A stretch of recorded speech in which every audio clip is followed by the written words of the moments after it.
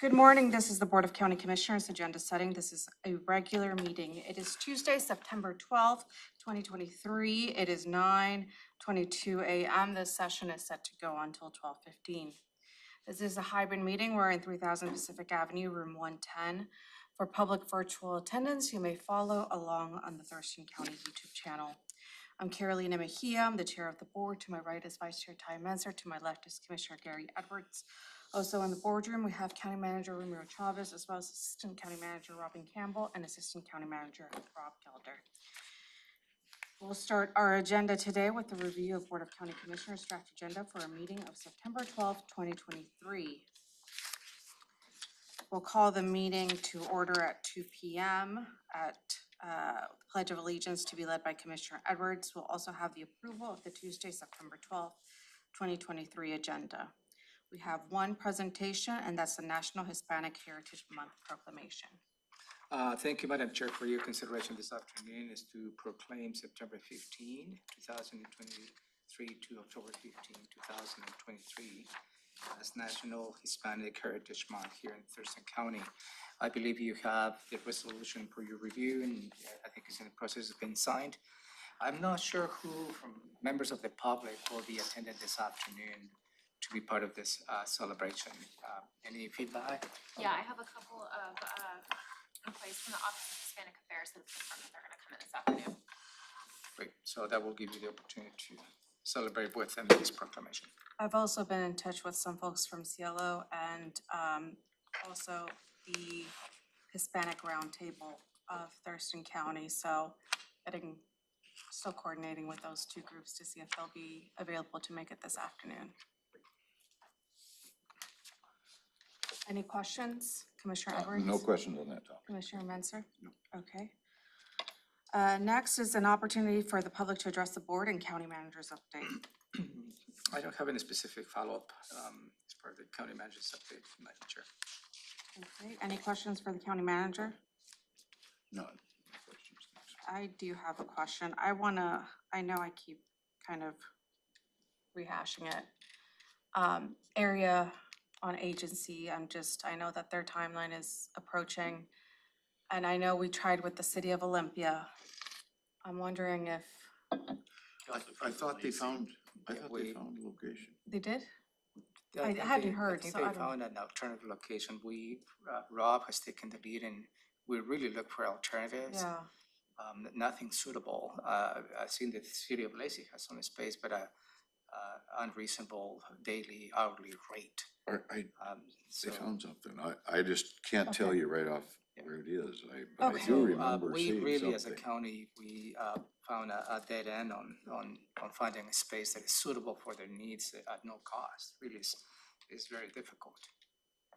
I was like, maybe it's the fairgrounds as a last alternative, maybe while we find something else, but they found something that's great. I just didn't know if they had or not, and Unless I was dreaming, but I'm pretty sure they did. And I could make a phone call and find out. okay, that would be great. Just, Okay, I'll do that. I didn't know, and I know they've been on my mind, Have you been reached out by those members lately or no, Okay. I was just wondering, just curious? just Yeah, curious. we'll follow up. That's what I kind of sort of heard. They found space, but Okay. we'll confirm. Okay, so moving on to consent items, there's two, item A and item B. The first one is approval of the voucher list. Yeah, for your consideration, Commissioners, for you to approve the voucher list of the week of August 28, 2023 for a combined amount of $3,491,337.23. This item is in your consent agenda because we did not have any expenditures related to the tenant improvements of this building. Thank you. Questions, Commissioner Evans? No questions. Thank you. Questions, Commissioner Menzer? No. Okay. Next is item 3B, Community Planning and Economic Development, approve MOU with City of Lacey for rack interpretive panel installment and maintenance. Yeah, thank you, Madam Chair. This is again, one of the last steps in the process. You may recall, that you award a grant to the Historic Commission to have to build a project that will highlight the history of Thurston County. One of the locations was at the Regional Athletics Complex at the RAC, owned and operated by the city. So it was a little bit of a work with the city of Lacey, which finally we reached an understanding. The location of this small exhibit, as well as the maintenance of this exhibit on the long term. The city of Lacey agree, and this MOU outlines the roles and responsibilities. There is not a financial transaction between the city of Lacey and the county. And again, this is the last step in the process to have this project completed. And the Historic Commission will be part of the long-term updating the information that will be displayed on this particular project. Thank you. Questions, No Commissioner? questions, thank you. Questions, Commissioner Menzer? What is the required maintenance for this kiosk? Well, yeah, some may say they're probably blowing leaves around, that kind of soft maintenance, really. There is not much of it, but really mainly the MOU was to allow the city of Lacey for the Historic Commission to place the kiosk at the RAC. That was really the major hurdle. Wasn't there, I thought there was some worry about like if there was graffiti or defacement, then who would have the lead responsibility for? The city of Lacey deals with their kiosks that we have, and I believe this MOU addresses that will take care of that as well. Because the Historic Commission doesn't have any funding related to that type of, that was the financial piece. Okay, any additional questions? No, ma'am. Moving on to department items, first with community planning and economic development. 4A, set a public hearing for the City of Yelm and Thurston County Joint Plan update. Yeah, as a result of the briefing on August 30 to the Board of County Commissioners, where staff presented this item, which is the joint plan with the City of Yelm. And at that point, the board provided direction to bring an AIS to set the public hearing for you to receive public testimony before you consider approval of the joint plan with the City of Yelm. As a matter of background, the Thurston County Planning Commission held 2 special meeting work sessions with the Yelm Planning Commission. It was May 2nd, July 10, 2023, and also they have a joint public hearing on July 10, 2023. The Planning Commission, Thurston County Planning Commission submitted recommendations for you to approve this joint plan. And on July 10, 2023, the City of Yelm unanimously approved for you to consider this plan. So this is the last step in the process, and that will be scheduled for October 10, 2023 at 3:30 in the afternoon. And Amelia is here to answer any questions. Amelia, anything you'd like to add? I've got nothing, thank you. Is there any questions? No questions, thank you. Okay. Moving on to Public Health and Social Services, item 5A, approval of interagency agreement between Department of Ecology and Public Health and Social Services. You heard this item last week as well, Commissioners, and this is a continued partnership with the Department of Ecology, in which we receive money to deliver technical assistance and education outreach to small businesses to prevent public and environmental health impacts from poor hazardous waste management and practices within their business. This has been a very successful program in partnership with DOE, the Department of Ecology in this case. And this agreement, if you agree, it will take us to June 30, 2025. And it has an overall amount of this grant of $300,000. And Stuart, put first here to answer any questions. Stuart, anything you would like to add? No, this is continuation of a successful program, really Puget Sound wide. And so we're just excited we're already working on the project, so we're excited to have the agreement finalized. Thank you. Questions, Commissioner Edwards? We've had this in place for years. Yeah, right. No questions. Very successful program. Questions, Commissioner Mensah? No. No questions for me. Moving on to item 5B, Affordable Housing Awards. Thank you, Madam Chair. Back on June 6, 2023, the Board of County Commissioners authorized the issuance of a request for proposals to solicit applications for capital affordable housing projects. The overall available amount is $5,525,401. And that comes from the combined county and Olympia home fund at about $3,075,000. We have 1406 funds, which is documentary recovery fees, $900,000. We have the home ARP, which is a federal source of $1,450,401. And the 2060 funds, which is also another piece of document recovery fees for $100,000. It was a total of 17 applications that were submitted, totaling $14.6 million in overall requests. Staff went through the process of narrowing down those requests, and they provided some recommendations for awards to the Regional Housing Council, and the Regional Housing Council provided recommendations for you to approve those selections.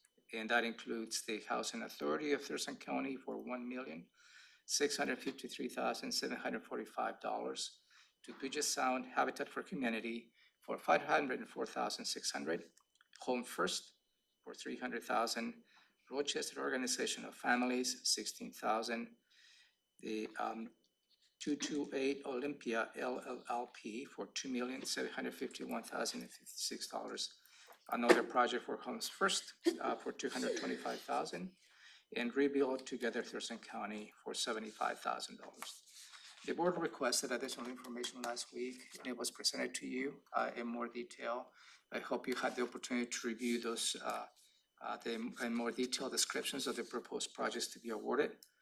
And at this point, I have Tom here to answer any questions if you have any. Well, additional perspective as well. Tom, anything you'd like to add? Good morning, Commissioners. No, nothing to add, but happy to answer any questions. Questions, Commissioner Edwards? Yes. Tom, have you come up with any way to prioritize expenditure of these funds to help our own homegrown folks that have fallen on hard times first? Maybe women and children first. So several of these projects are, the Housing Authority project is dedicated to seniors. So that one's going to be focused on seniors. So all of these projects, we support these organizations. They have their own criteria that they use for these projects. This does not go through a coordinated entry system, most of these. So these will be, so organizations have their own criteria based on the programs they use for how they place individuals. And I would expect that the majority, if not all of those folks, will be Thurston County residents.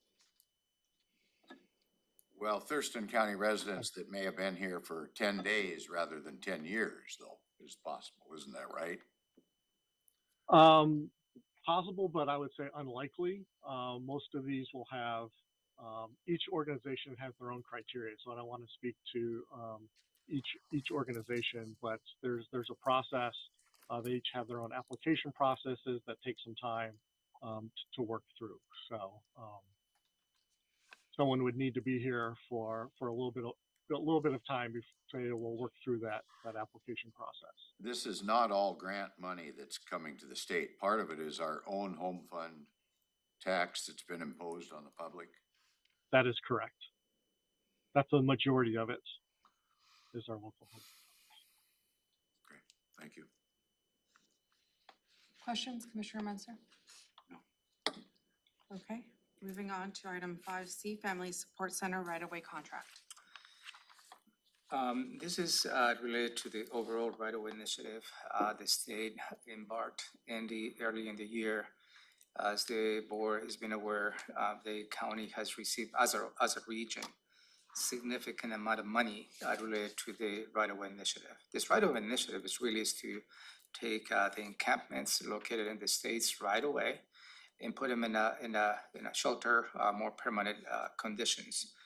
So as you may recall, we receive a significant amount of money where we purchase a hotel in the Hawkesbury area, and that is way on their way. Also, the city of Olympia received significant amount of money to extend a tiny home village at the Franz Anderson location. Commissioner Menzer, myself, and Robin Campbell attended a visit from the governor on this particular location last Friday. Successful, we have close to 50 units. They can be utilized, and also this is a way to see how the right-of-way initiative really has started creating a positive impact to those individuals that are houseless. So in this particular item for your consideration, additional money has become available.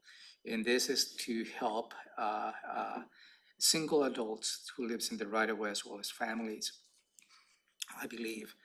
And the Family Support Center of South Sound is the organization who has submitted a proposal. And the proposal for you this afternoon to award the contract for $505,197, which is going to be a performance period until June 30th, 2025, a 2-year period.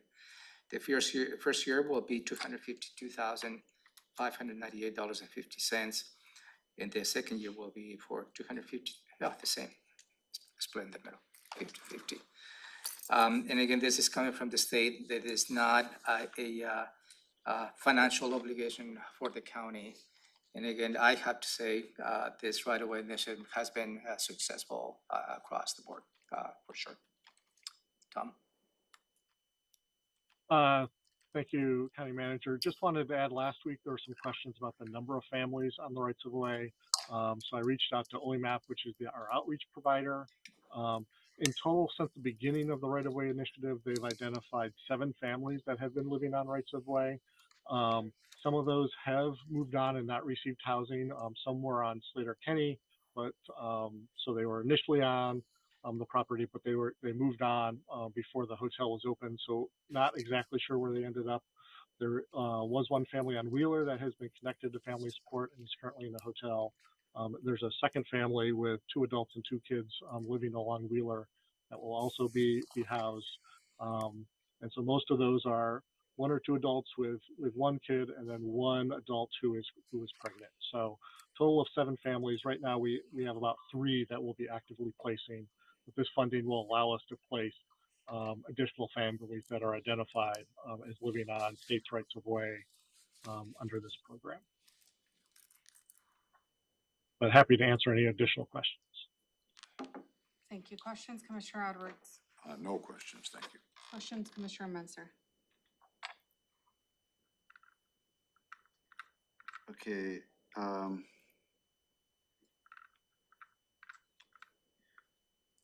$250,000 a year for 2 years, that's what you said, to house the to hotel 3 families. And I think I asked this question last week about the number and whether or not the number was derived from some formula or versus the actual calculation of what it would, what the cost of housing the number of people actually identified. And I don't remember the answer, Tom. No, you're saying is the dollar amount is related to how many families? Is that how it was derived, the dollar amount? Yeah, I mean, it's 505,197. That's a very specific number. Is that because the state knows we have 3 families and they've calculated that's what it's going to take, or they've come up with some formula and we're just matching up what we have on the streets with a number that came from some other their algorithm formula? Yeah, so this number was put together by Family Support Center based on hoteling and providing rapid rehousing dollars to up to 7 families for the year. So it's within their program. So if we only have 2 families, we probably would not spend that full $252,000, but this allows funding for up to 7 families to be supported during the year for both hoteling and then transitioning them into permanent housing with rent support or rapid rehousing dollars. So presumably we'll spend 3/7 of $505,000 and the rest will get returned back to the state to be used for other purposes. Potentially, depending on, right, again, if there's not additional families identified, it's possible that all funds would not be used. Ma'am, I guess. Tom, what's the definition of a family? So for Family Support Center has their definition, so would be an adult with a person under 18 years of age, a dependent under 18 years of age. And everything kind of, but it could be 2 adults and 3 children or something like that too, right? Correct. Thank you. Thank you. Thank you. And thank you for providing the information in regards to, for following up on that. Tom, that was my question last week. Okay. Great. You're welcome. And moving on, Sheriff's Office, Sheriff Sanders is here. Thank you for your patience. We are going to review item 6A, waive competitive bidding requirements for harassment training contract for the Sheriff's Office. Thank you, Madam Chair. You reviewed this item last week, and also the sheriff submitted to you a letter describing a little more in detail the intent of this item. And I don't want to get too much into the background related as to the need of this training. I think the board is well aware of some of the instances of sexual harassment issues the sheriff's office have been dealing with. So first of all, I'd like to applaud the sheriff to be proactive and actually not just taking it off the shelf, my words, sexual harassment training, but actually be more proactive to be a target and a specific to law enforcement and corrections. So this item is for you to consider waiving the competitive bid requirements to get a contract with Gracie University, which they have a good background in this type of training, particularly focusing on law enforcement. The total cost of this training is about $120,000. That's the cost. The sheriff proposed $40,000 that will come from corrections side of their budget, as well as $40,000 from law enforcement, the patrol side.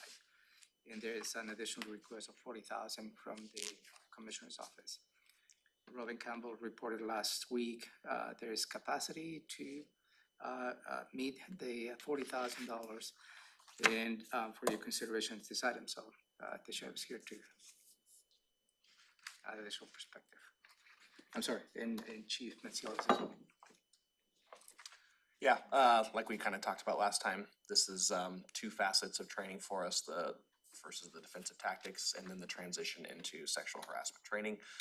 Law enforcement, because our training is so good, when we go do defensive tactics, driving, shooting, patrol tactics, all these different things, like the county manager explained, the off-the-shelf training doesn't really resonate all that well. The online trainings don't really resonate all that well.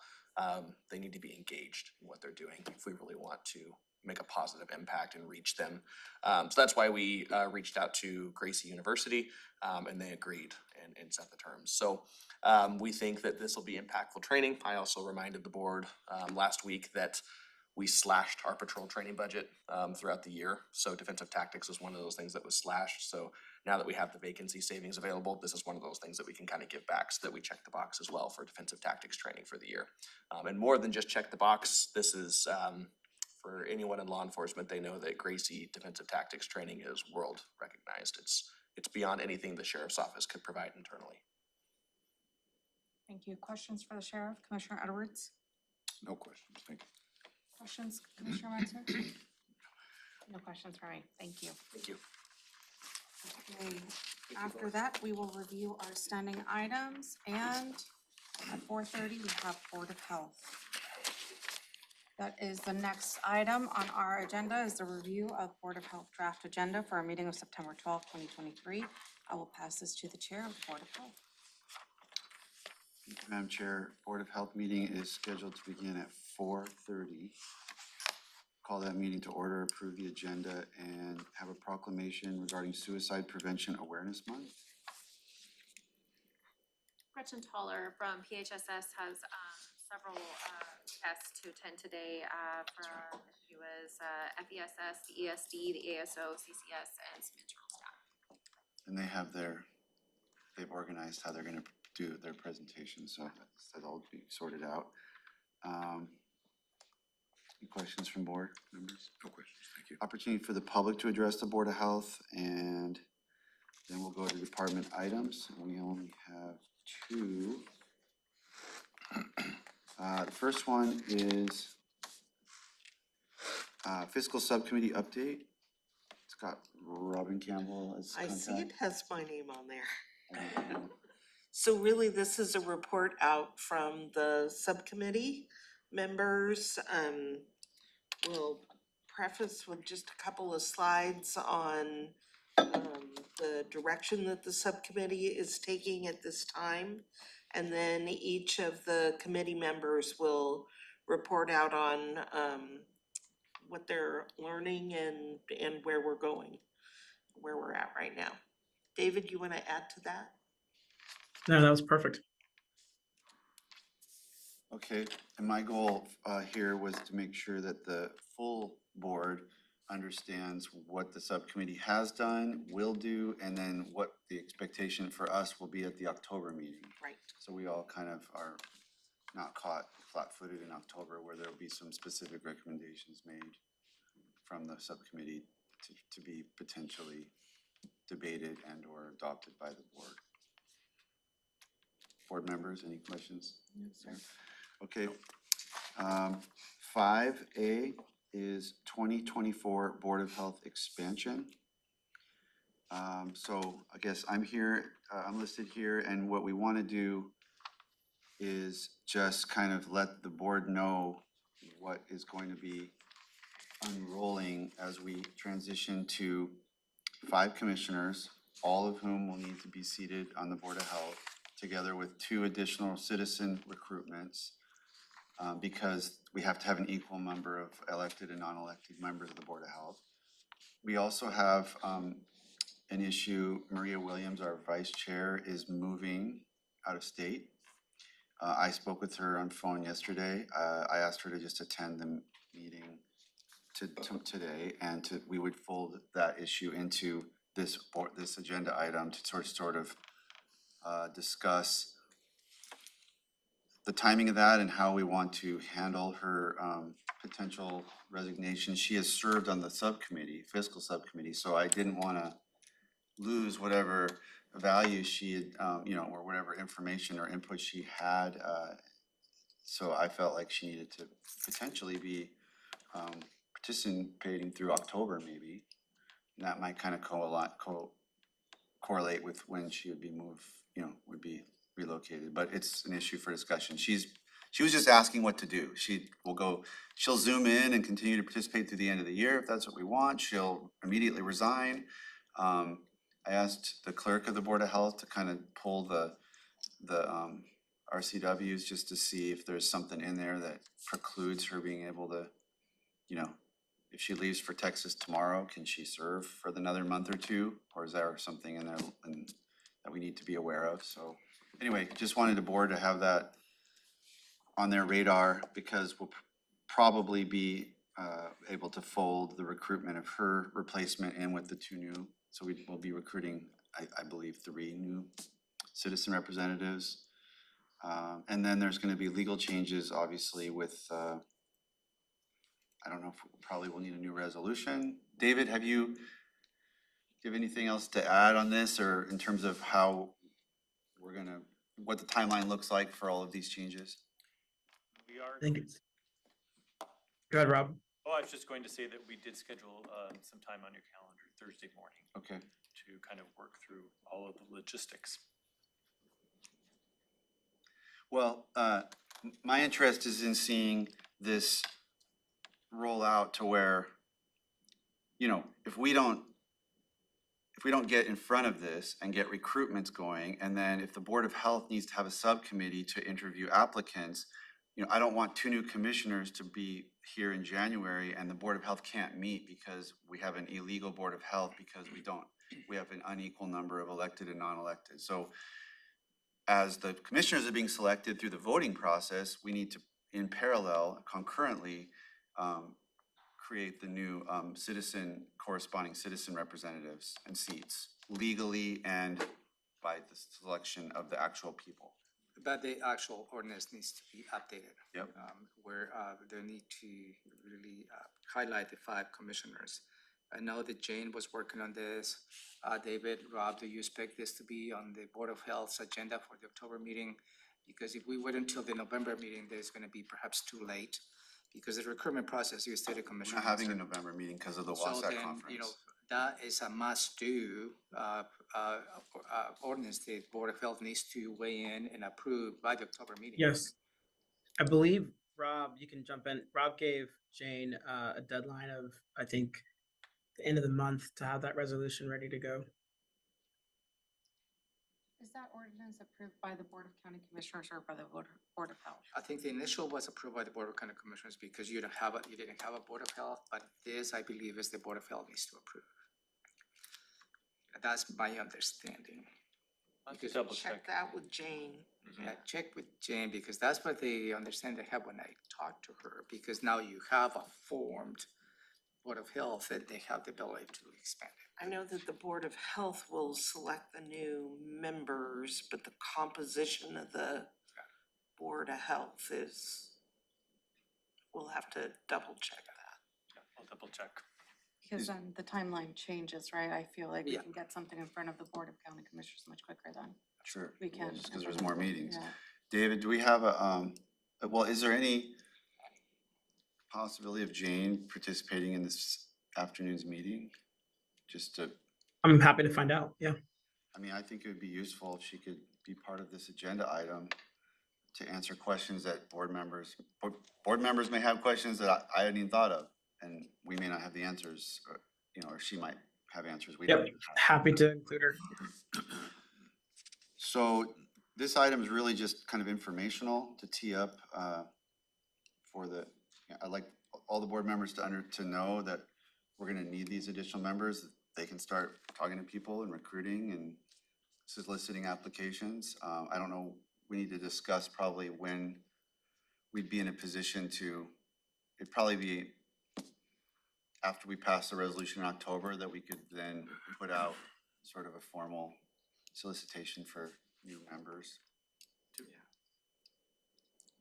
Yeah, Commissioner. Oh, I'm wondering in terms of the buckets, right? Last time we had to do it in certain buckets that they would qualify. With this expansion, do they have to fall under specific buckets again? And I remember it being like Monopoly, the Monopoly squares, you just can't go, like, we could choose, so if there's 5, yeah, we have to have 1 from each, and then we could have double up. double up on either of the 3 we want. We just couldn't put 3 in one and only Okay. 1 in another. We Right. can't have more than one, an equal Yeah, amount of one. but you do have flexibility if the county makes an effort to recruit under those buckets. If you don't Right. have anything, any respondents, Then you have a then you have flexibility. flexibility to, Yeah. double up. That was the case for the lived experience.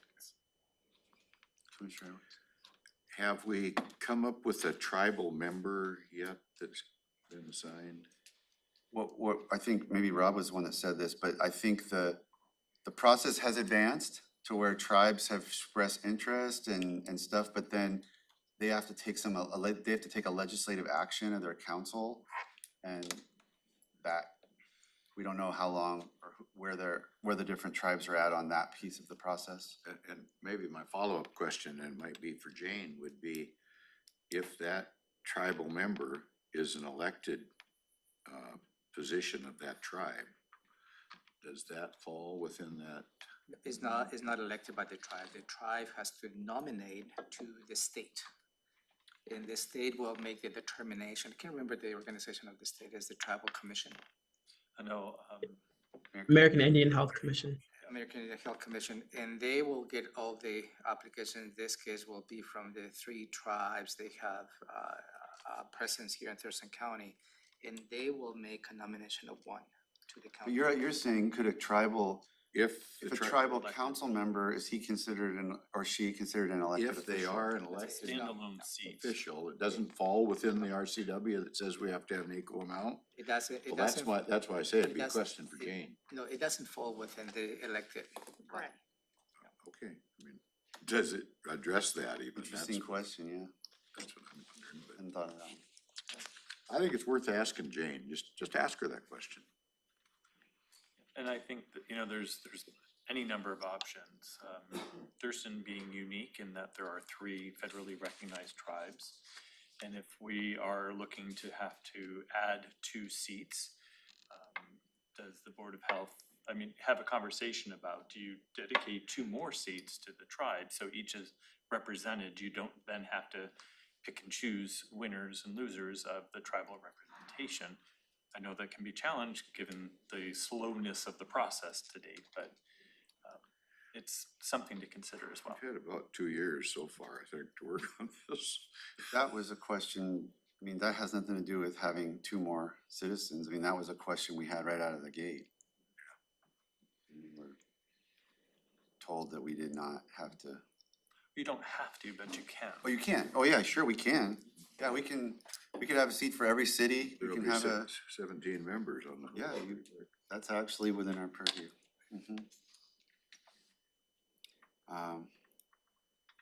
Okay, any questions? That's it. from my side. Director Bain, was there any other, I don't see another item here, but we'll go to our, before we talk about the public hearing, health officer's report.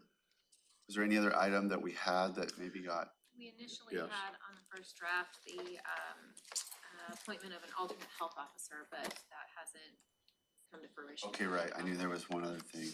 Okay, so that's just something will be in the future. Commissioner Edwards? No, that was my question was. Oh, yeah. Have we figured out a solution there? Yeah, sounds like not. Not quite yet.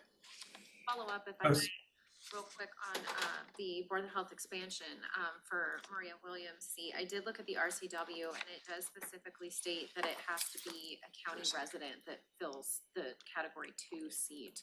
So with her moving out of state altogether, she probably would need to end up resigning and be replaced. Okay.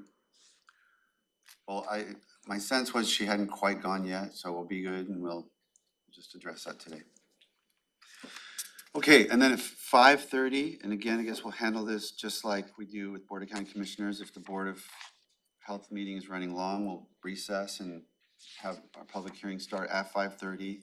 It's correlating to the same public hearing we're gonna have at the board, in a sense, right? We had that one last week.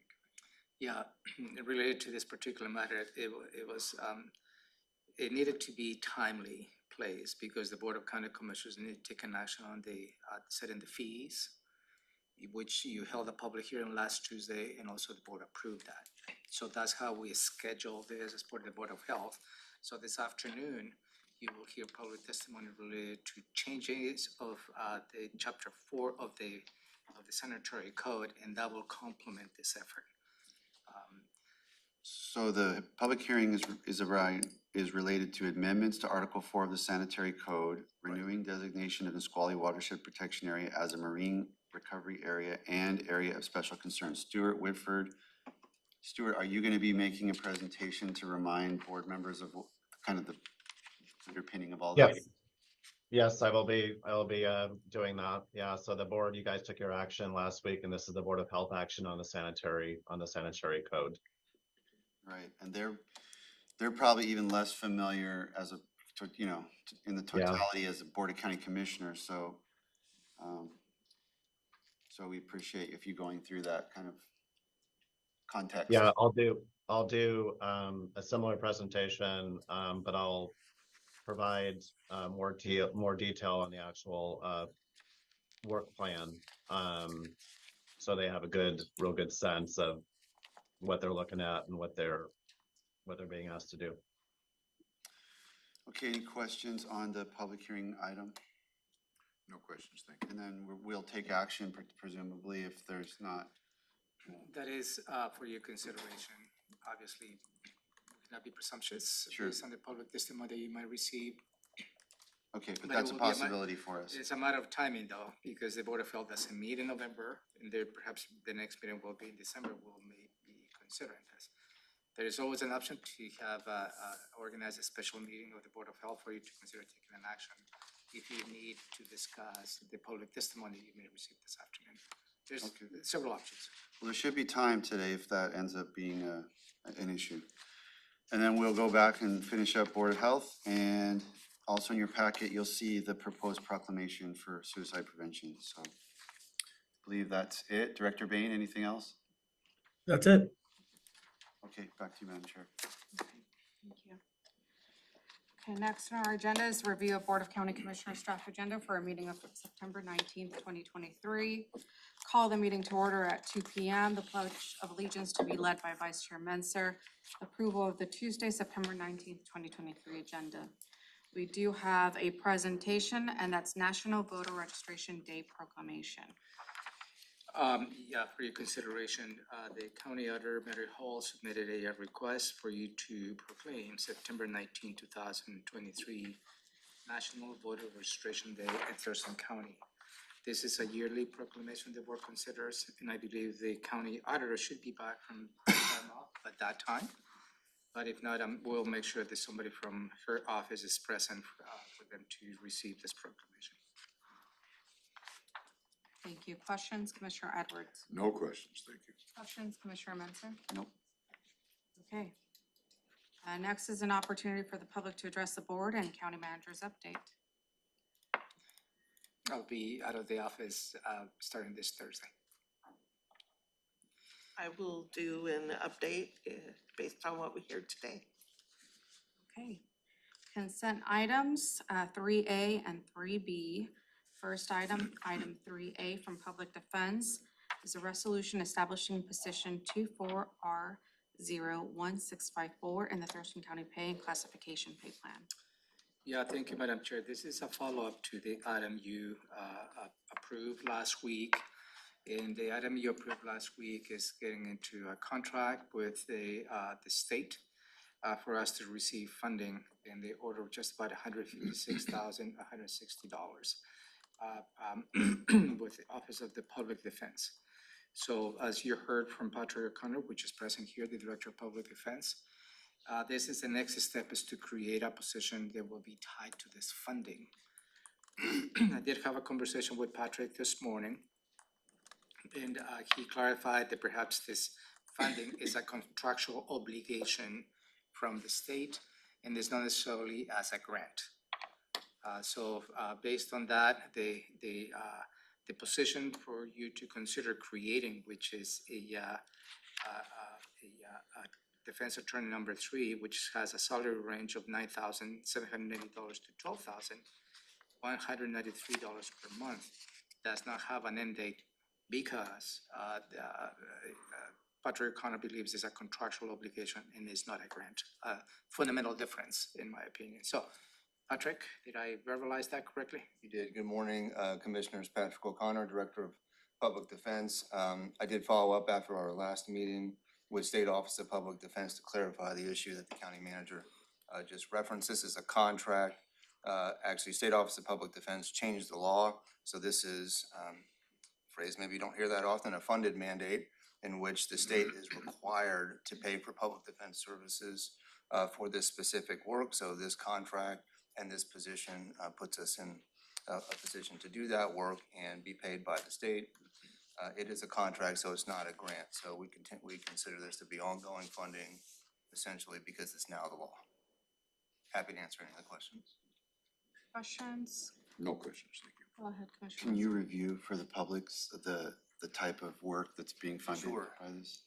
Yes, so individuals that are accused of felony offenses that are acquitted by a not guilty by reason of insanity defense are committed to either Western State Hospital or Eastern State Hospital, depending on where they are in the state, up to the statutory maximum for that offense. For a Class C felony, that would be 5 years, 10 years for a Class B felony, or life for a Class A felony.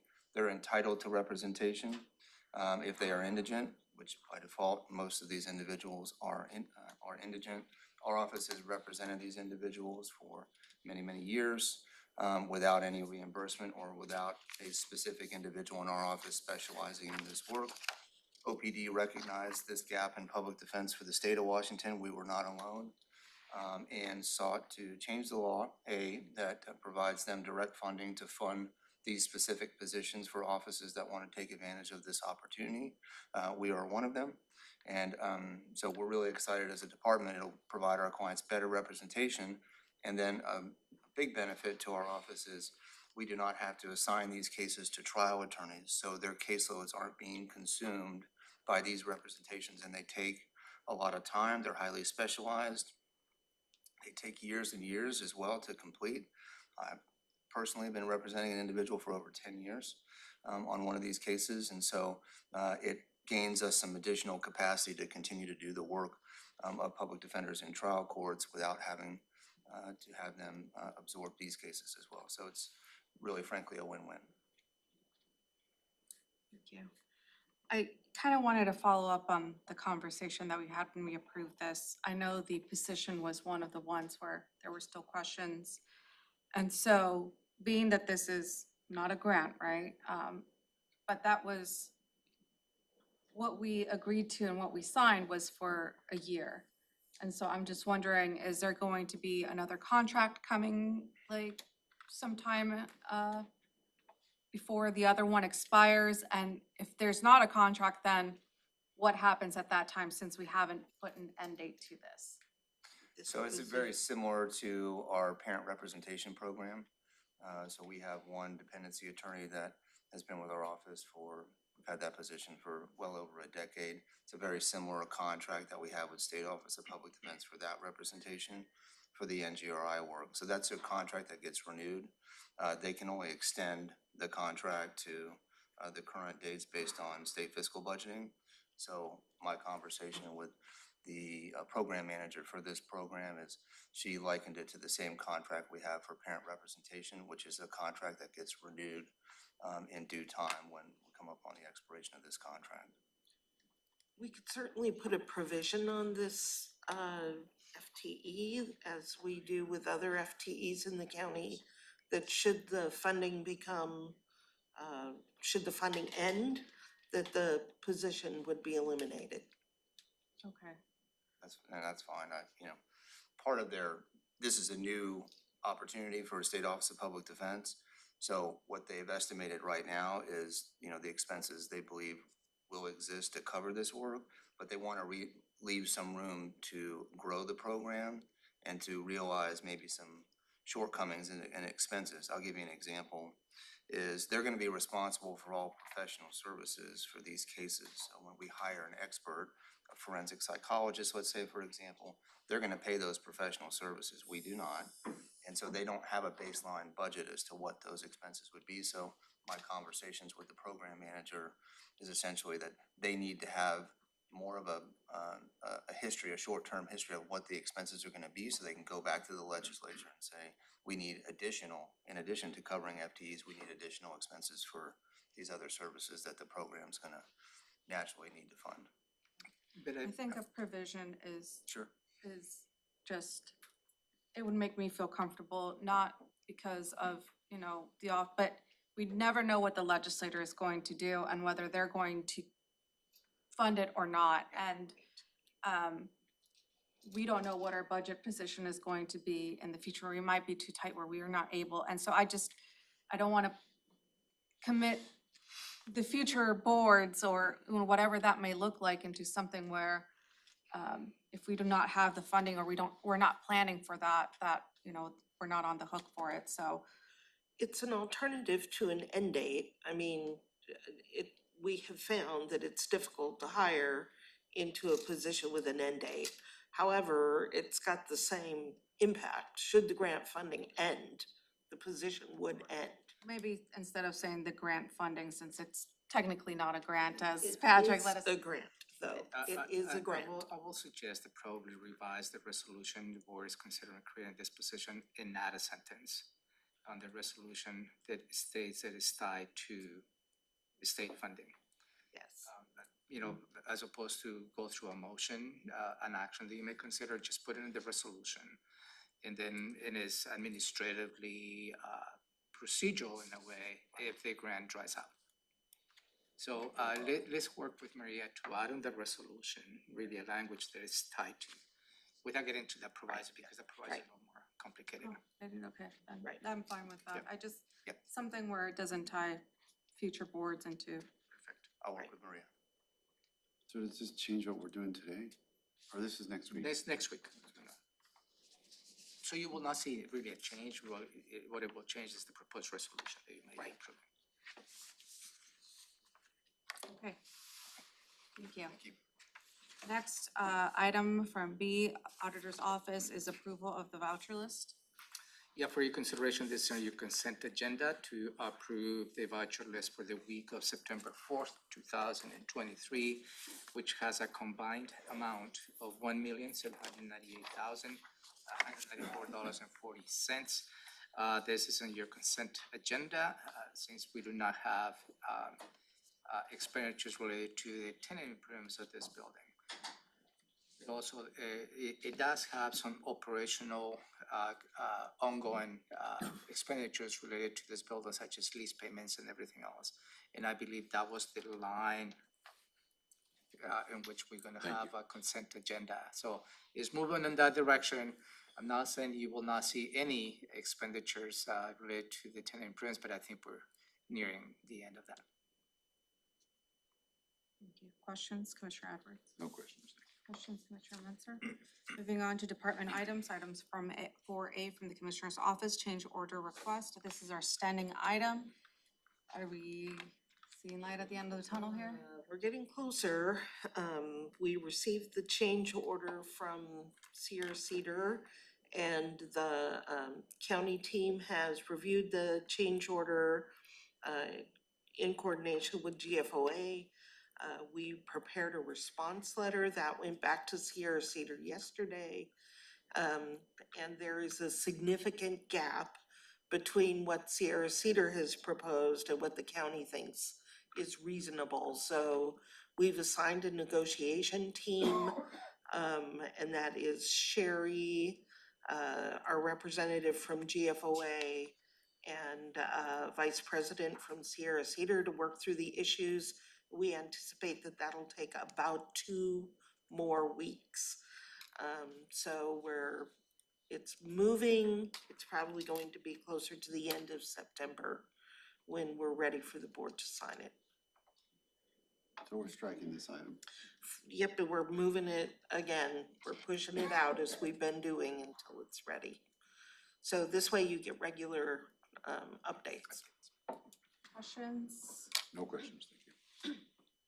So what does this do to our timeline? I mean, It delays the timeline. We're currently looking at implementation of all of the modules now on July 1 of next year. There is absolutely no way, no matter what we do, that we could implement it on January 1. And we are probably beyond the ability to implement it on April 1, given the amount of work that is remains to be done. So because given the financial systems, it's best to implement it at the start of a quarter. We're probably looking at July 1 regardless. You could approve it today and we're still most likely looking at July 1. and so I know that there were several systems that we extended for a year, right? Yeah. This was when the things were still good, I guess. And so I think, rather than wait, the sooner we start seeing those contracts so we can extend to whatever, I know that there was, You have to update Munis, for Yes. example, yes. I didn't remember which ones. I know that Sherry brought in some that we extended for a year. Right. So maybe bring those contracts. I'll before check the with board Sherry and to see when what they expire. actions we need to take. I know that we need to upgrade Munis. We had delayed the upgrade thinking that we'd have the new system instead. And that is causing a cost to the county that we had not expected. That's part of our conversations with Sierra Cedar, but we will have to upgrade Munis at this point. Eden, we've still got a little time before it is end of life, and we also delayed upgrades to Questica, the budget system. So we're seeing, what will, what would be the best option there as we enter the delay. It's most likely that we will not need to upgrade Questica, but we're looking at that too. So this has caused a lot of unintended consequences, but this is where we're at. But that is a good point, Madam Chair, just to have a perspective on the current systems that we are utilizing, whether an extension is warranted. Hopefully not, because the implementation of the ERP also is in phases. So hopefully we can start capturing the implementation of some of the system, the replacement of the existing systems, and avoiding extensions with the current countries.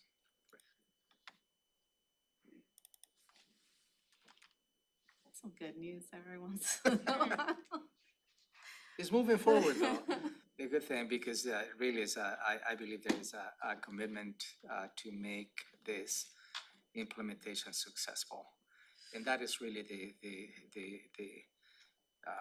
all the effort behind this. There is an effort from the consultant to change the team members. And so there is really a good effort from both parties to make this project successful. If that is, I believe that is a good piece of information. I know we're not the only ones in this situation. I know that other counties that are upgrading their systems as well have been in similar situations that we are now. But what's the current, like, how long have we been working on this? From the very beginning that we signed the contract? Gosh, we started. That's hard to say because of COVID. We took a big pause when we hit COVID, and I don't think we restarted it until mid-21. Yeah, I think it's spring of 2021. Yeah, and I The don't, contract was awarded in 2020, going through a request for proposal, but it was we selected the contractor, but everything stopped in 2020. So, once the contract was actually negotiated and signed, we were well into 21. Okay. Moving on to Public Works, item 5A, contract award for Boston Harbor and Tamishan Water and Sewer Improvement Project, CP number A053A, A053B, and A511A, and A511B. Madam Chair, Commissioners, this is related to the ARPA funds and which is American Rescue Plan Act funds that you set aside for the improvements on the Boston Harbor and Tamishan Water and Sewer. This is the next step in the process since the department on July 13, 2023 issued a request for qualifications. They have gone through the process of selecting the right consultant. So this item is for you to consider to award the contract for KPFF, I believe. And this is the consultant who's going to be delivering the engineering plans in order for us to be on a contract to do the improvements before December 2024. That continues to be the objective. I think that's the expectation of the board. And I believe that is the objective of the department to meet the needed timelines related to the ARPA funds. Joe? Nothing to add, County Manager, but I'm available to answer any questions. Thank you. Questions? Commissioner Edwards? How many bids did we get, Joe? So we only had one response to the RFP from KPFF. And does that meet all the legal requirements? Yep. And it really, and that is a reflection of how much work the engineering firms are having right now. And also they're dealing with staffing issues at the engineering side of the engineering firms. I'm hearing on the sidelines, there is really a competition among the engineering firms in securing engineers. So it's not surprising they will only have one proposal, because there's a lot of work out there. And then I don't know who this question would be for, maybe it'd be for you or Joe. Is this a reasonable expenditure for this project? Yeah, I believe so. That is to invest on the engineering side of the business. Okay. I believe the set aside that you approved for those two projects was about 3.5 million. So if you think about that, it's about 15 to 20% engineering, which is probably on point. Thank you. Thank you. Questions, Commissioner Mensah? So a private engineering firm that's having a staffing issue, they can just pay, unlike a government, they can just pay a lot more money and then build that into their bids, and then that's what you see. Yeah, So, That but, makes- but yet that's still not working, they're still having staffing issues. Okay, yeah, and you created the direct line.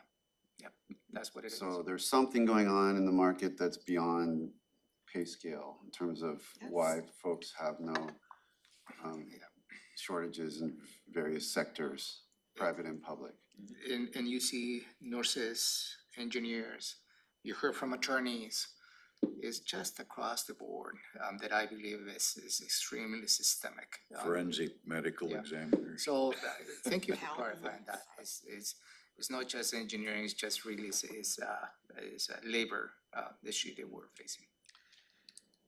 And did we have I mean, this is a little more granular question to Commissioner Edwards. Was there an engineer's estimate for what we were expecting to get of a bid? And is this in line? We did prepare an independent estimate based on what we've seen for similar projects, both projects that we went out for RFP on and then from our on-call roster. And the range of that estimate was about 450,000 to 550,000. So we're still in that range, albeit on the upper end of it. Thank you. Okay. No additional questions for me. Thank you. Then we will review our standing items, and we have two public hearings at 3:30. The first one is Community Planning and Economic Development, Grand Mound Sub-Area Plan Public Hearing. Yeah, for your consideration is only one item is to close the public hearing. I believe that you may receive a significant public testimony related to the Grand Mound Sub-Area Plan. And the staff will schedule a follow-up conversation with the board, briefing with the board, for you to discuss in the public testimony. Potential action it will be brought to your attention later in the year. The second public hearing is related to the changes to the planning commission makeup, and that is aligned to the makeup of the 5 commissioners. I believe the board has been involved and engaged in that particular ordinance. I appreciate Commissioner Mensah provided some suggestions on the ordinance, but if you still have any language suggestions on the ordinance, please let me know. At this point, we have 2 actions for your consideration. One is move to close the public hearing. By the way, Commissioner Mensah was editorial comments, not necessarily substantive. And if depending on the public testimony may receive, it will be a second option for you to consider approving the ordinance of the new makeup. I think I've expressed, I do have some concerns coming up on how we're gonna do it. We can make those changes if the board agrees after the hearing. Yeah, after the hearing, you close the public hearing, Okay. and you're now bound to go with the second action to approve the ordinance. You can delay that action and have a conversations among yourselves as to how else that ordinance can be Okay. modified, need be. From a time frame question though, given the need to begin some of that recruitment, and I'm not sure how the board has operated in the past, is there an opportunity procedurally to make a motion to approve the ordinance amending the code change and then make an amending motion to the document that has been published to actually make any changes that the board, say if there was a consensus of the board to go to, 2 per each district versus the 5 and the 4 that's currently proposed in the ordinance, if that was to be approved and then acted upon, that would amend the main motion, and then you would be voting on the amended motion. that would allow it to continue without having to get scheduled for yet another time for action. My question on that was basically, why couldn't we have that discussion now so we get an understanding? I don't know, maybe not now, but in the next little bit to get to where a majority of the board agrees with something on that. I think the board needs to suggestion to wait until you receive public testimony. Okay. And then you engage on any type of discussion. You know, Rob's suggestions, I have not practiced that. I don't know if that will be a step for the board. My humble opinion, to be cleaner, is don't take an action, follow up with a briefing, discuss that, and we follow up with an ordinance, and which how the board will conclude, and that can be followed in a Tuesday afternoon. Questions, Commissioner Munster? I have a question on Grand Marin sub-area plan, if that, Oh, I'm sorry. you just covered both, right? Yep, yeah, I covered both. Maybe Maya, can you remind the board what the scope of this public hearing? It's basically everything other than the external projects that it includes I'm calling them internal projects, as well as the other elements of the sub-area plan that are more general, is that correct? Yes, thank you. Maya Tipos, Senior Planner with Community Planning. The public hearing will cover the Grand Mound Sub-Area Plan and the updates internal to that plan, associated code changes to Title 20 to incorporate design standards for Grand Mound and also adjust lot widths. And then there are 4 land use and zoning requests that all fall within the Grand Mound urban growth area. Those are the Steelhammer, the West Thurston Fire Authority, the Morgan Dental, and the Tribal Trust lands. So those will be included in the public hearing next week. The external items, which are 5 land use and zoning changes that fall just outside of that urban growth area boundary, will be continued into 2024, and those will have a separate public hearing with the board when that time comes that they're ready for that. Can you say a little more about design standards and lot widths? Yeah, so the lot widths addresses 2 residential zones within Grand Mound. And what we had heard from current planning team was that there were issues with landowners developing to their full potential. So staff evaluated lot widths for other residential zones in UGA areas, and those lot widths will be reduced to better align with other types of zoning in UGA areas. The design guidelines, we do have a Grand Mound design guidelines that was adopted with the original sub-area plan that covers things like landscaping, parking. I think they call it River Rock. There's a River Rock piece that goes in there. And then right now that's a living standalone document. So the goal with that is to pull it into the Thurston County Code. It will add a new chapter to Title 20. And that makes it easier for our current planning team to enforce and review when they're looking at permits that get submitted down in the Grand Mound area. So there have not been a lot of substantial changes to the design guidelines. It's mostly just pulling it over to our county code so it's easier and more transparent for the public to enforce and review. But there have been a couple of changes to update it consistent with current county landscaping standards, just align it better with Public Works is currently implementing down there and make it clear for the public. Okay.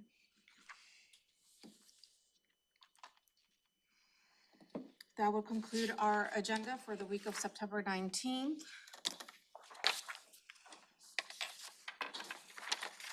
Next is proclamation and awards and advisory boards and commissions. Jamie Caldwell, our secretary.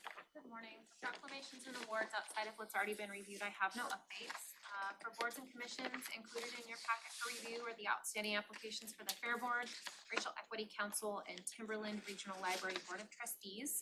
I did receive 1 new application for the Racial Equity Council from Anthony Draper that I've included as well. The Fair Board is recommending the appointment of all applicants except for Rebecca Faust. I wasn't initially provided with much explanation when I followed up.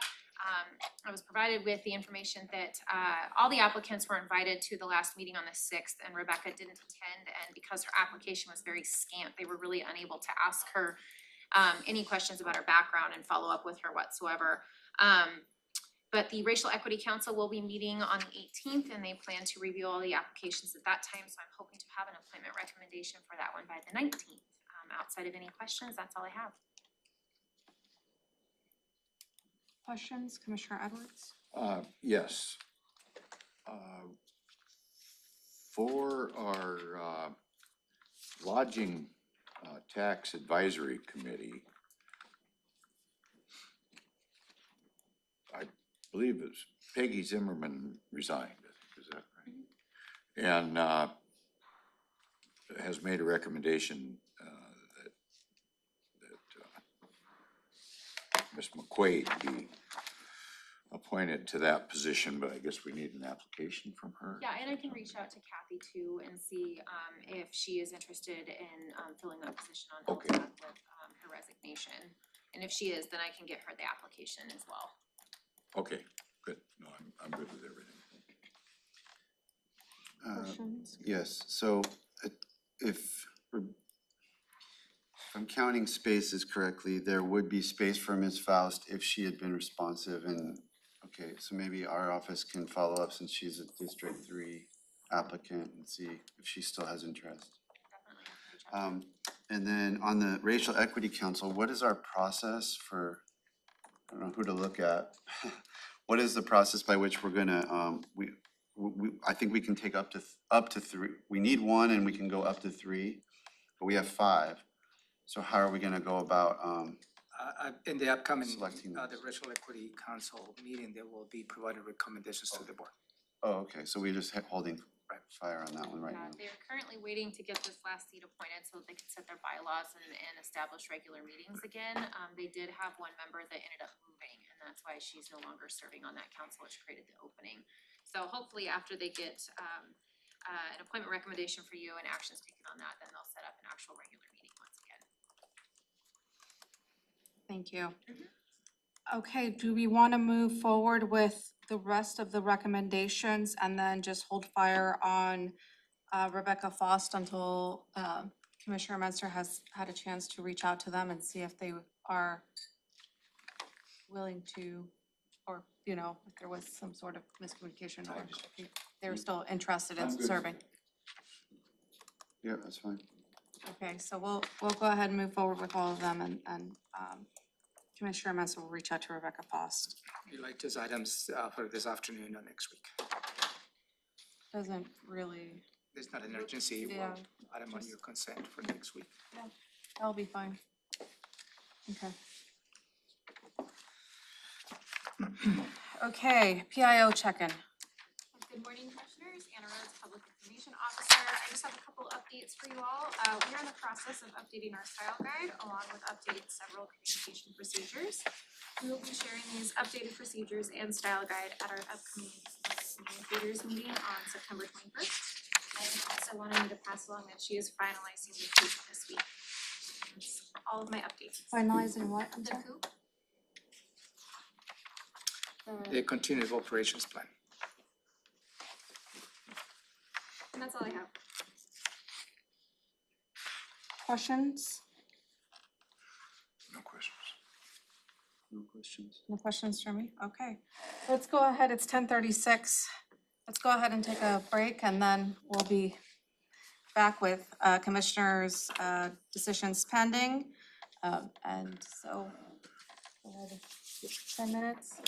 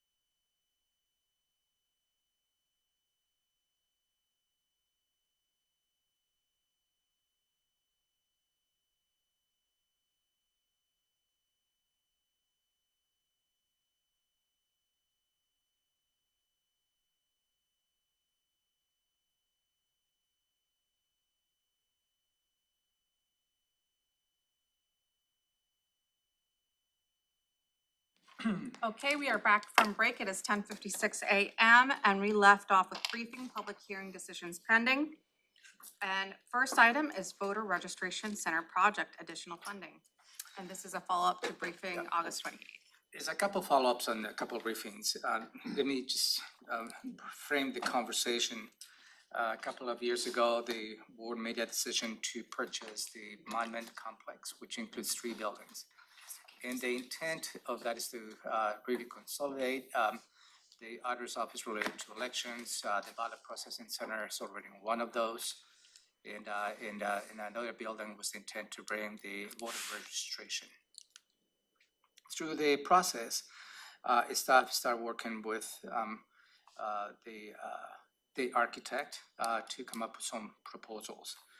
And also, parallel to that, you engage in conversation as to how much money the county has in order to accommodate this project. So including the grants that the auditor has secured and some of the ARPA funds, the interest, the monument rent, and some of the building reserves, we were able to come up with $2.2 million, $2,287,000. That was probably the framework of how much budget available we have for this project. And again, just to move the voter registration to one of the buildings. The initial estimate that we received was $4.1 million, $4,156,000. So staff went in the process to how elements that can be reduced without sacrificing entirely the security of the building, knowing that there is a need to provide some security to this building. And they landed, and there was a briefing proposed to you of about $2,694,000. Compared to the budget, it was a gap of $400,000. I believe the board provided direction to continue with this project at that level, at the $2.6 million. Knowing that perhaps the $400,000 gap will materialize and hopefully we'll be successful in getting some decent bids to minimize that impact. You had a briefing with the county auditors on August 28th. Not going to revisit the conversation of that, in which at the end of that briefing, the auditor requested for you to reinstate some of the key other safety measures to this project, and which that creates an additional gap on funding. So I think it's about an additional $1 million, but I will let you confirm that, Rick. So this is the gist of the conversation as a follow-up to the request from the county auditor on August 28th to reinstate some of the safety elements that perhaps were reduced to come up to stay within closely to the budget that we have in place.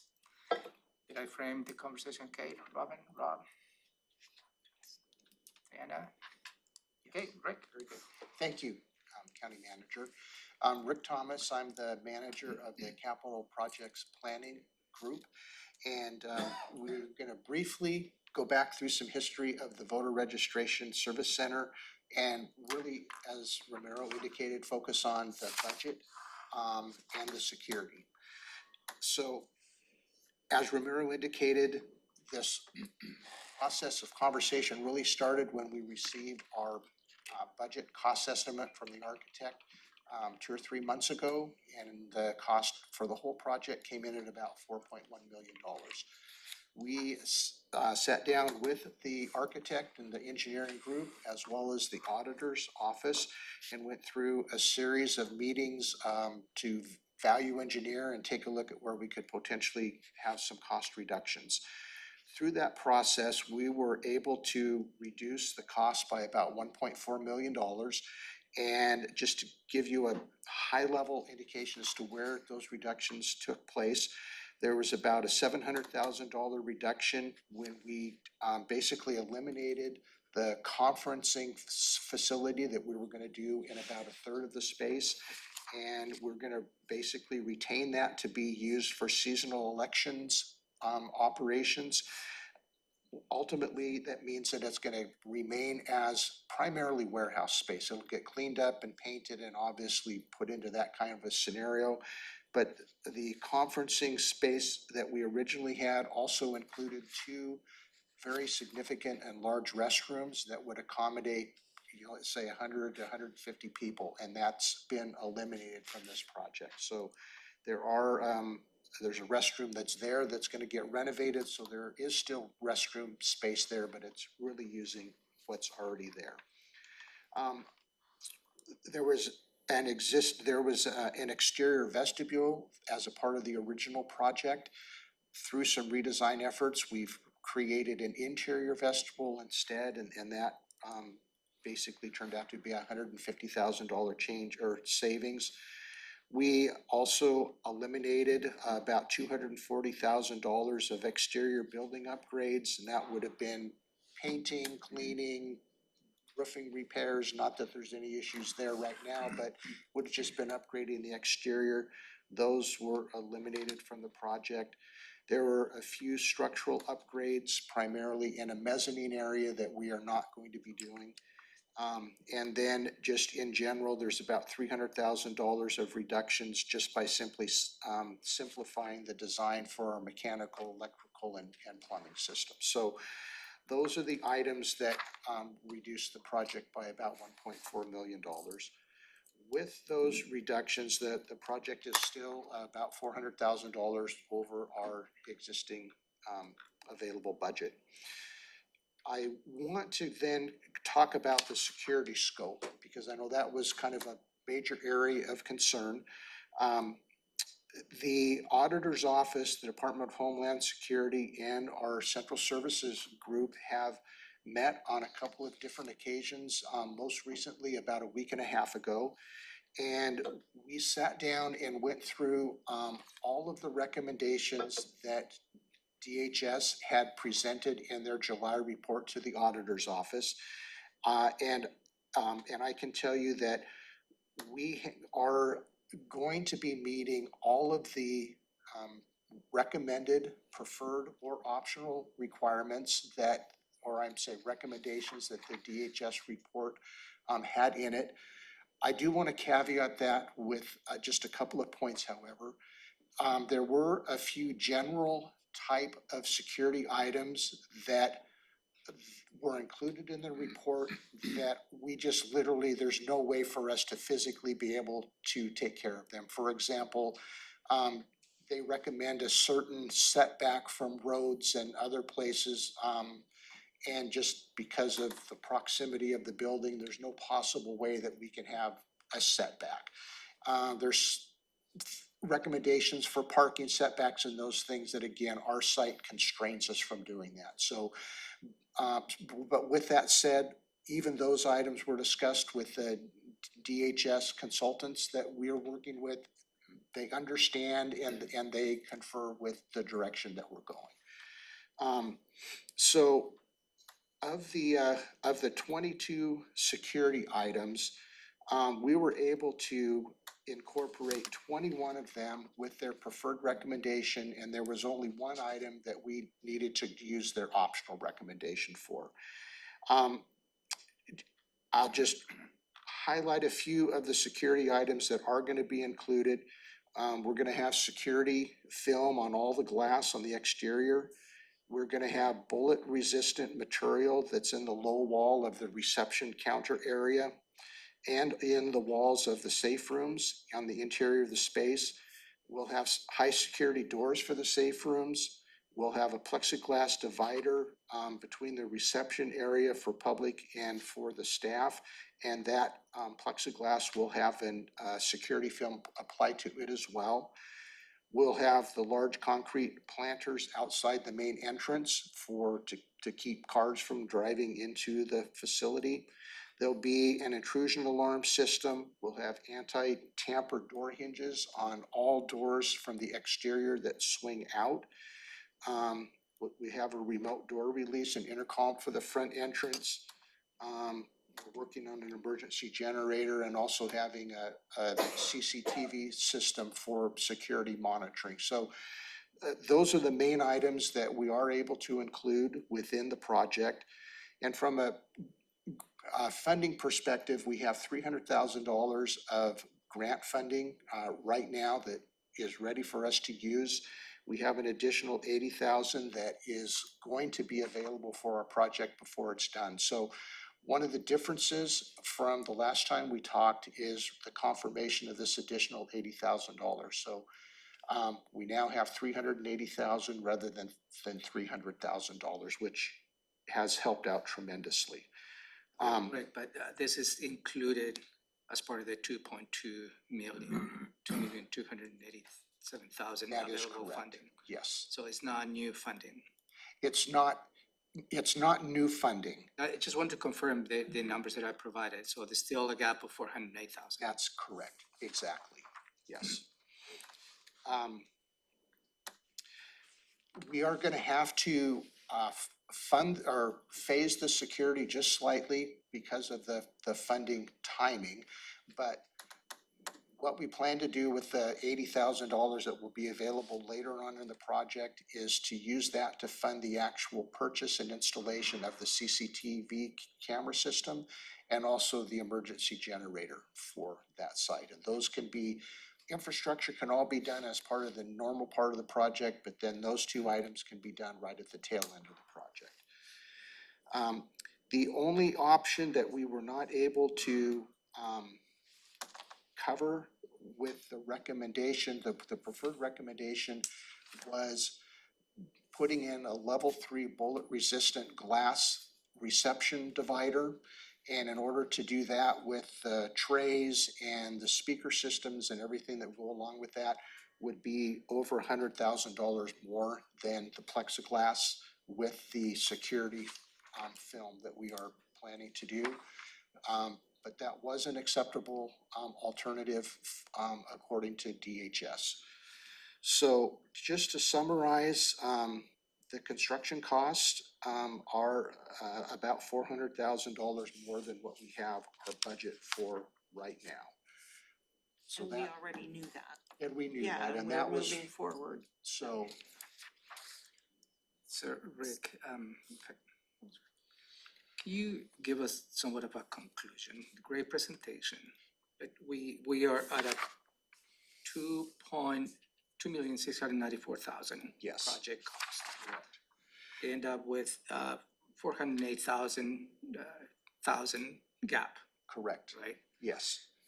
So, Some of the requests of additional safety measures, what is the total cost of the additional, if you can just put a number? for the security, Because the county auditor requested for additional correct, safety, what is the total cost of that? for all the security. Yeah. The total cost of all of the security is basically $379,000. In addition?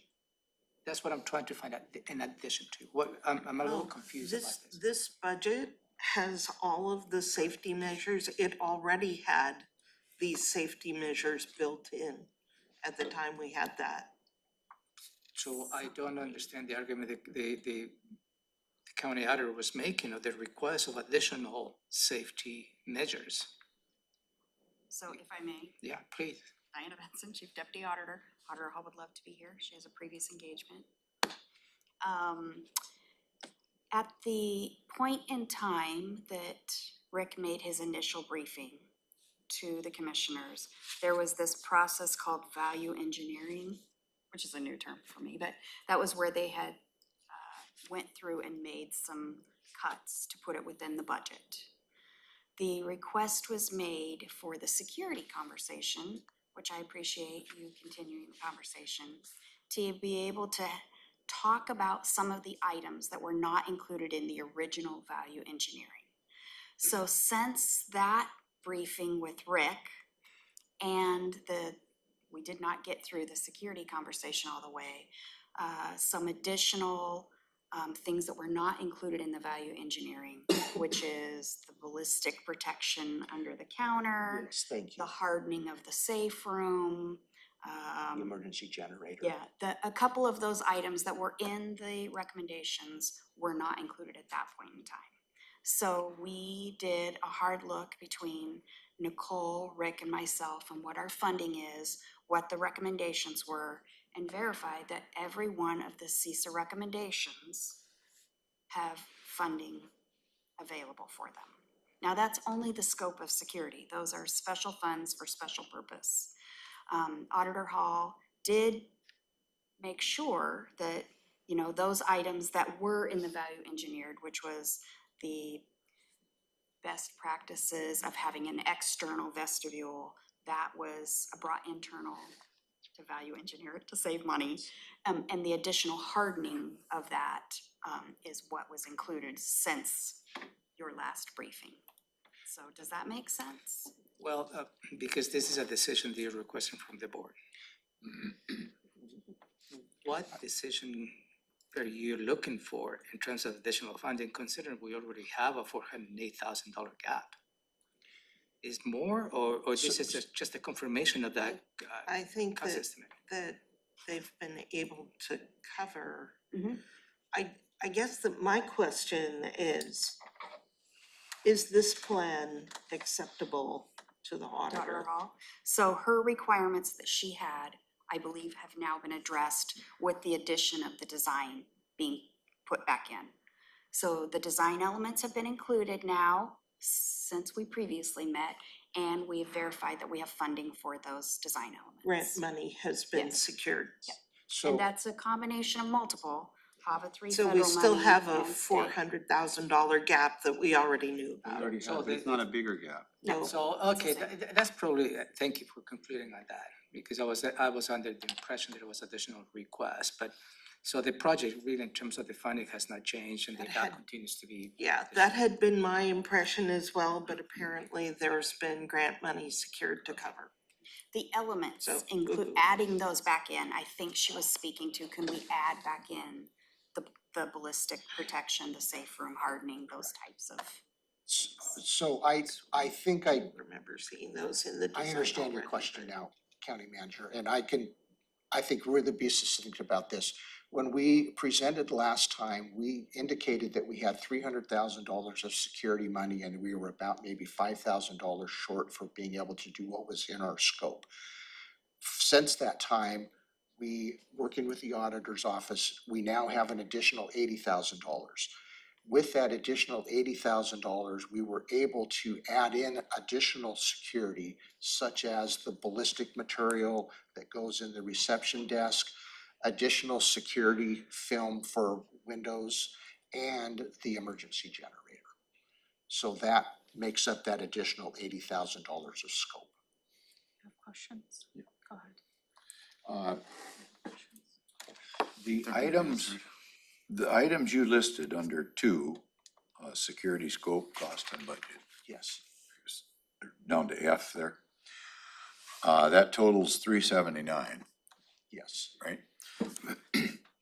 My question is, and I suppose to the auditor staff, does this give you security when you're on premise with, I don't know, staff, volunteers and all that? That's kind of the main concern versus somebody driving through the wall or blowing the building up or something like that. So it's while you're on staff, right, while you're on site.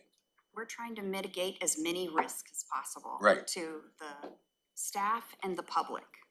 So. Is there any way, and I don't know what your program calls for, but is there any way that through having, I don't know, a Tumwater policeman, because it's in Tumwater, standing guard, now, what can one person do? Well, only, so much.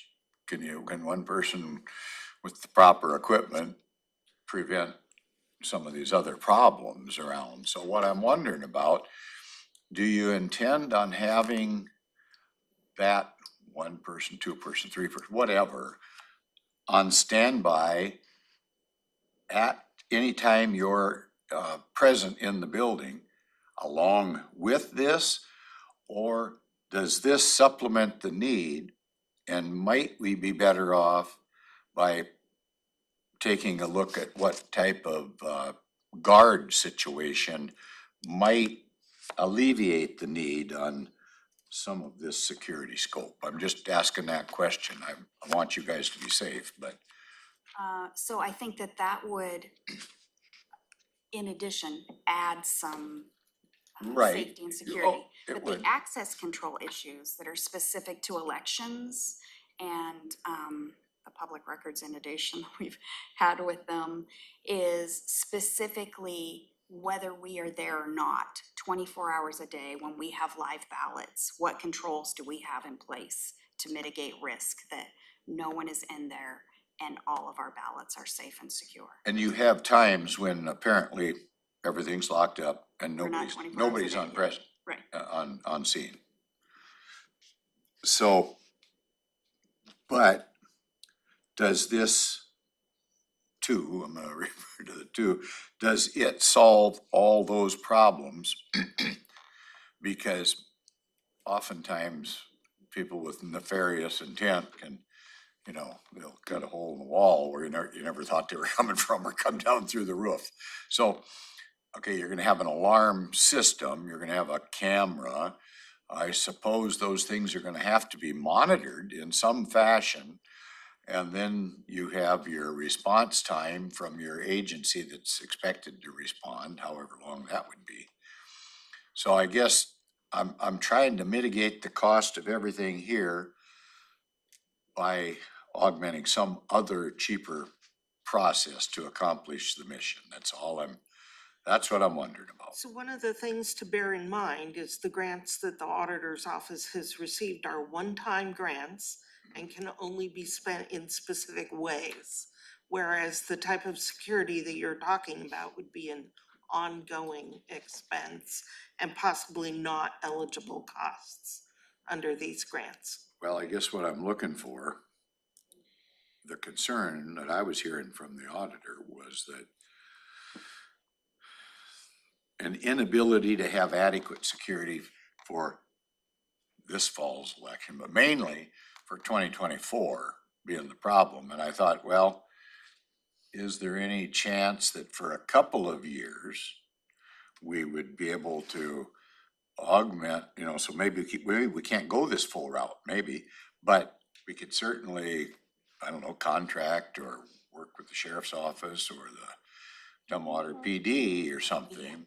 In addition to. In addition, because, okay, we haven't got this all done, we didn't have enough money to do this, but we could have somebody standing there with a machine gun or whatever that means. I don't know what it means because I'm not in with the security end of things, but it would certainly be much cheaper for, I don't know how many days you have people there, how many hours that would be needed, but it's in the city of Tumwater and it's in Thurston County.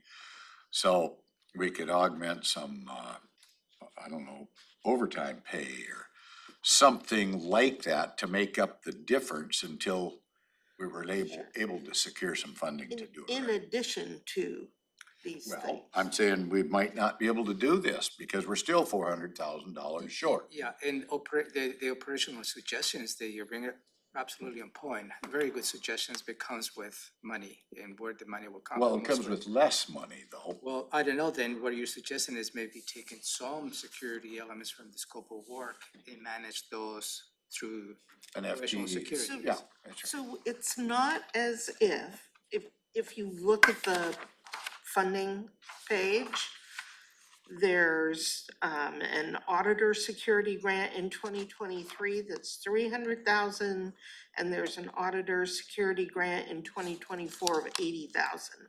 We can't take those to fill in the construction gap. Those have to be spent on security measures. So what this does is take that money and covers the majority of the security measures that I believe the auditor was looking for. We still have a 400,000 construction gap that the board has tasked me with figuring out how to fund. And I don't have a solution for that yet, but we'll figure something working out. through it. Yeah, we're still working on it. Yeah, and that decision, if I may, the board already provided direction to move with this project as is, Right. not only there was a gap, so the gap in funding is still remaining. But I believe you will have another point of decision when we go through the bidding process. and determine whether you want to approve that contract at that time, and if we are able to find a gap in funding. So I really appreciate you saying, there are other ways that we can mitigate this risk. And I'm not going to play what would Auditor Hall say. She would say both, if I had to guess. And we I'm have sure. done that in 2020. What we have tried to do is take these special purpose funds and make sure that the special purpose asks that are unique to elections, that those are paid for. And we've been moving these grant funds forward since 2021. So we have our HAVA 3 money that is going to expire next year in September. We have Secretary of State money that's going to expire June 30th. I mean, if we don't spend these monies, then we're gonna be leaving them on the table or sending them back. So I appreciate that you have taken action to move forward. Wanted to make sure that everyone was on the same page with, do we have the right design? Do we have the right dollars? Do we have the right plan? So this has been very helpful, at least for me, because really it clarified the intent. So yeah, I think if I don't want to put words in the board's mouth, but reaffirms the board's direction. And we'll work with the project, knowing the gap has not increased. Did you have questions, Commissioner Munson? No, I don't know what we're debating. It sounds like this is a net positive.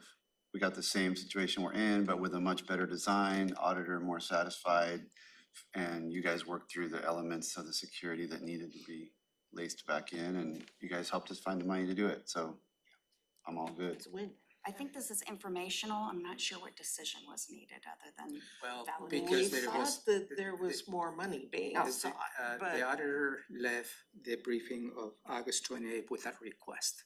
to add elements back Yeah, in. I so, think and that was that's, the confusion. and that's so- where we're coming here. Okay, Is that it? yeah, no, thank you Easy for peasy. Very good. clarification on yeah, this. thank you for making it easy. Okay, next, Good job.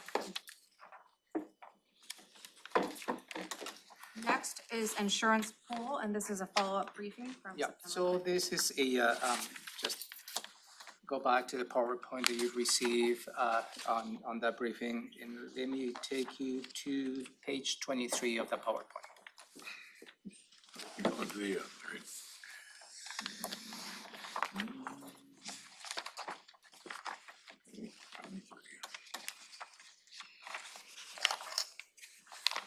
There's 2 points the board needs to weigh in. One is the recommendation is to stand with a $250,000 deductible related to an insurance pool. What is the board's on that? And that's the same. To stay with the 250 or add an additional for 5 million, right? Is that- No, that's the second part two. Oh, decision you need to make. oh, okay, yeah, well, that's where I'm at. We can't. I hear this stuff every time I'm at a meeting with the insurance risk pool.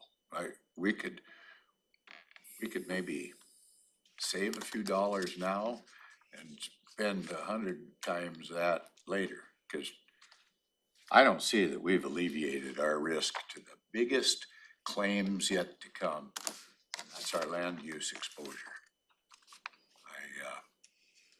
I see big things coming yet. I see Maytown looking small. And boy, we don't wanna get caught with no insurance. So the question is the recommendation to stay with the $250,000 limit? What is the board's concurrence with that? Or not? Well, that's, I mean, I wanna get the additional too, but I'm following Tammy's recommendations on everything. Okay, and the next is recommend purchasing an additional 5 million excess limit if the price is less than 150,000. that's kinda where I'm at, that we need it. Okay, It's so kinda the cost of doing business. I don't like it, but we've got a history to overcome. So Robin, I'm guessing you're gonna add this to budget conversations and. I'll ask Tammy, I believe that this is already built into the rate, so is the I'll additional. ask her if there's anything else we need to do. Yeah, thank you, Commissioner. Okay. Commissioner items, first is Community Development Grant, CDBG. This informational update. Yeah, we have staff from our housing unit of Public Health and Social Services, and they have provided you with a plan. And this is an informational update. No decisions are needed today.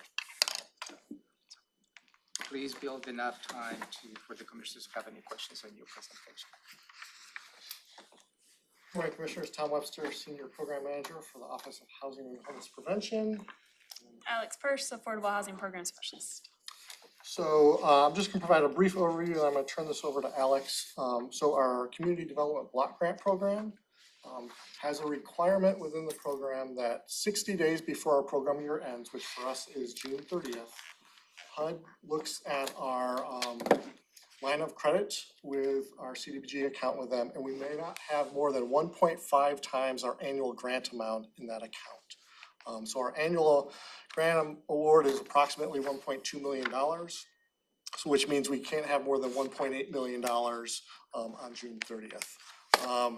For this year, we did not meet that timeliness test, so it's called a timeliness test. So as a result, HUD is requiring that we put together a workout plan to ensure that we're spending down our CDBG funds appropriately and efficiently. So this is what is required, and so we are presenting to you this plan that we intend to submit next week before the end of the month when it is due. So with that, I'm going to turn over to Alex to go into the details of the plan. All right, thank you, Tom. So as Tom has explained, we've prepared this workout plan that we plan to submit to HUD by the end of next week. We just want to note the importance of this meeting timeliness and becoming a timely program again, because the consequence of that for next program year, the 24 program year, is that we might see a reduced award amount. And so we don't want to obviously receive less money from HUD in the future. So the plan is comprised of 4 main components. The first is an explanation of how we became untimely.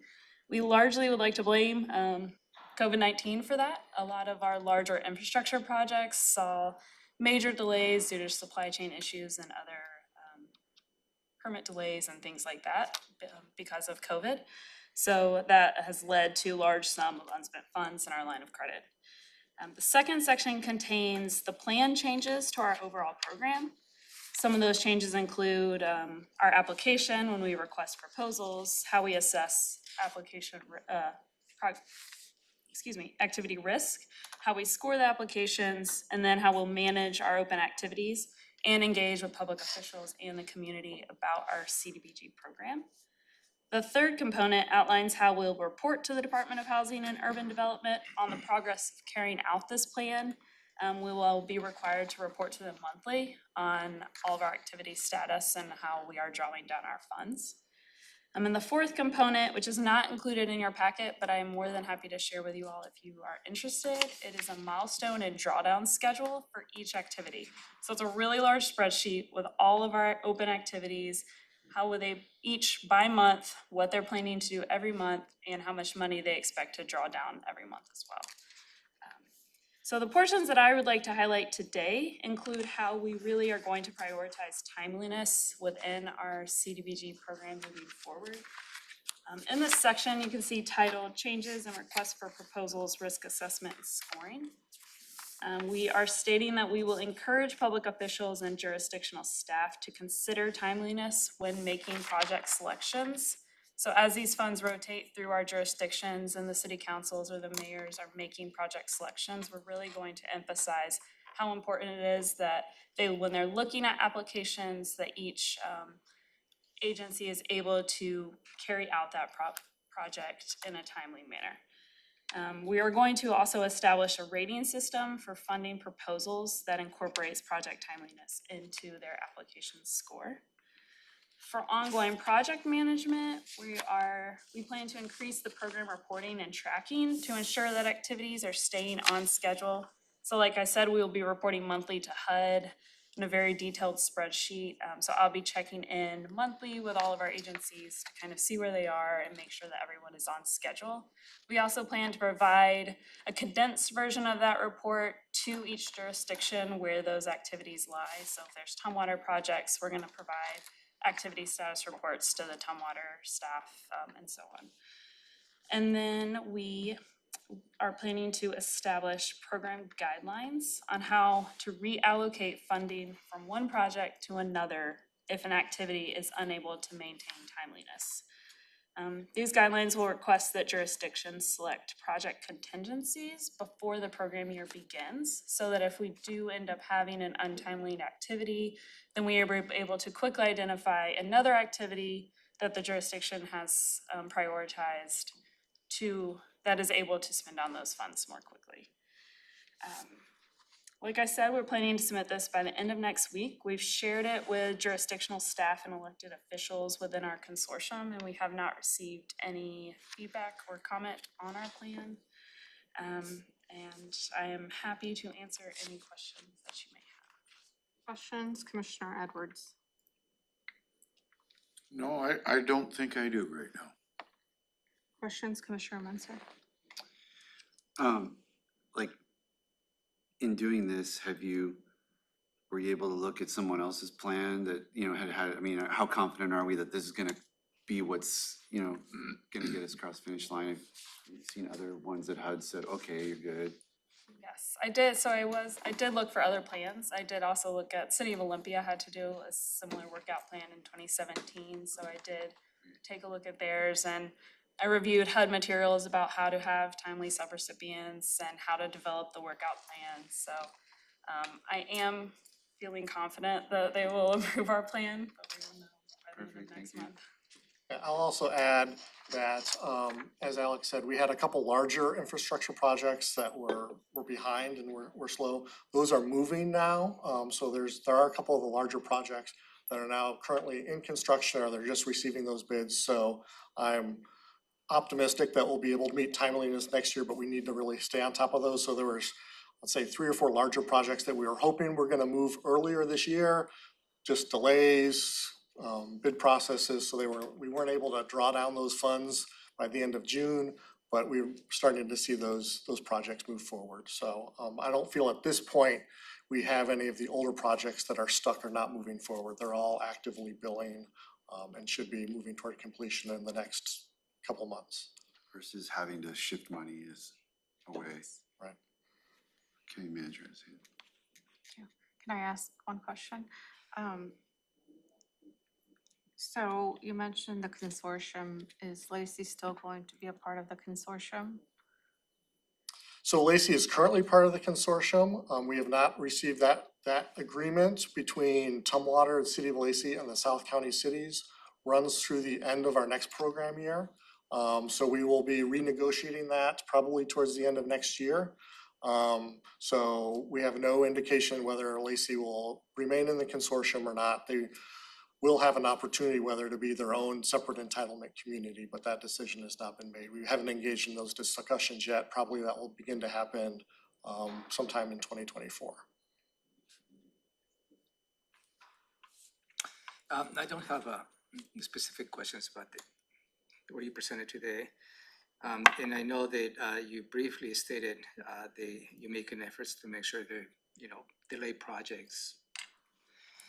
And I think is a point to highlight the amount of work that goes behind that. And I'd really like to send you kudos, Tom, and your team, because you're constantly having the finger on the pulse to make sure the funding is available. They wouldn't lose any money from CDBG allocations. And it is really a lot of work behind it.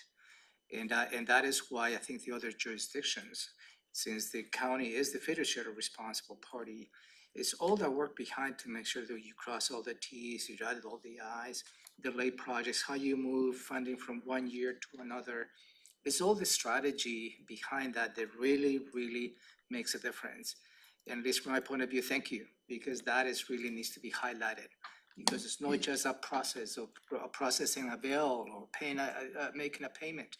It's all the strategy behind absolutely everybody involved in this consortium gets the benefit of the CDBG money, so thank you. Thank you. The other thing I'd add is it may sound all kind of straightforward in putting in a workout plan. I think the challenge is gonna be when we do have a project that's not moving forward. In the past, we've been able to be flexible and continue to give an extension. Okay, we'll give you another 6 months, we'll give you another 6 months. It's been hard, you know, to kind of say to an agency, a nonprofit agency or an important project to say, no, we're gonna pull those those funds away. We're gonna kind of walk that back. So I think that's where kind of down the road is gonna be really hard decisions to do that.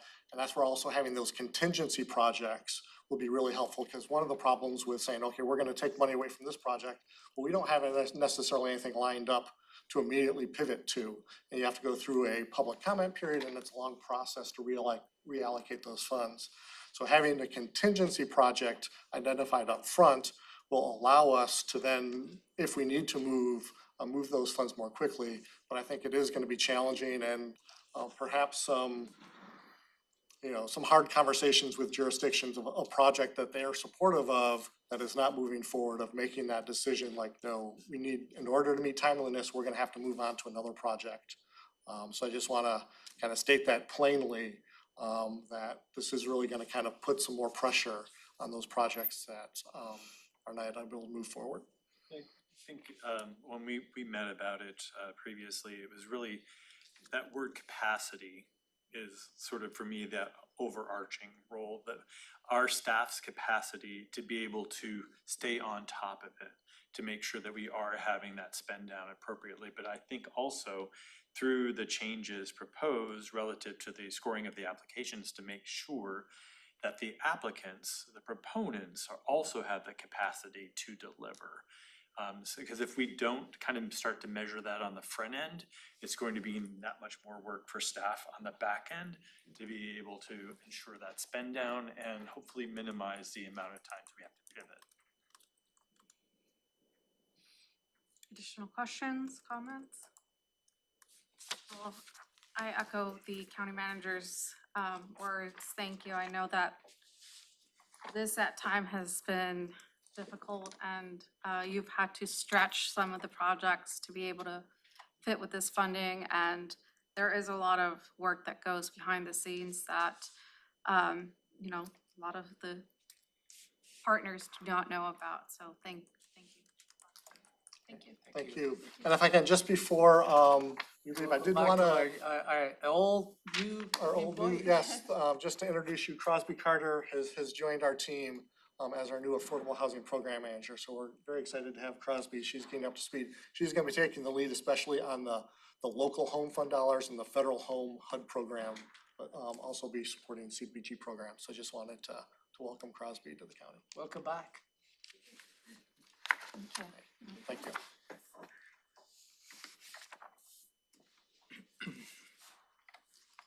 Okay, next is the Agricultural Advisory Committee. Yeah, County Manager Rob Gilder will take the lead on this. This is introduction of and related to the Agricultural Advisory Committee. And this, I believe, it was a conversation maybe a couple months ago. And the board engaged on particular this committee, and I believe you tasked the assistant county manager to come up with some options. So just thank you, County Manager and members of the board. We are looking at a previous check-in, right? We were having that conversation holistically about all of our various advisory committees, especially how many need to change their composition because of the board going to 5. One of those groups is the Ag Advisory Committee that does not have the membership trigger per se. But in reviewing their bylaws, I just identified some areas of concern that I wanted to bring to the board's attention for potential changes going forward. First and foremost, in this, the areas of concern I bring forward because of the history that I've had working with various advisory groups. I've never worked with a group before that had sort of carte blanche in terms of making any bylaw changes and really having, from all intents and purposes, other than initial screening of membership and the final appointment of members by the board, their operations are totally under their purview. And I guess it would be my recommendation that if there are bylaw changes, not only for this group, but any group, that they ultimately would come to the board for approval along with any kind of annual work plan.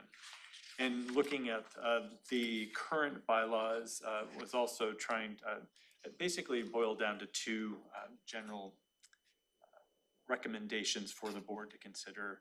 That is given sort of the nature of things and the role of the advisory committee to support and consult with the Board of County Commissioners and staff, to potentially have a transition to an ad hoc committee versus a standing committee. That is a kind of a fairly large cultural, philosophical change to consider, but one that could potentially better align with the work and or the docketed items that the board approves for CPED and the Planning Commission, et cetera, to review relative to ag issues.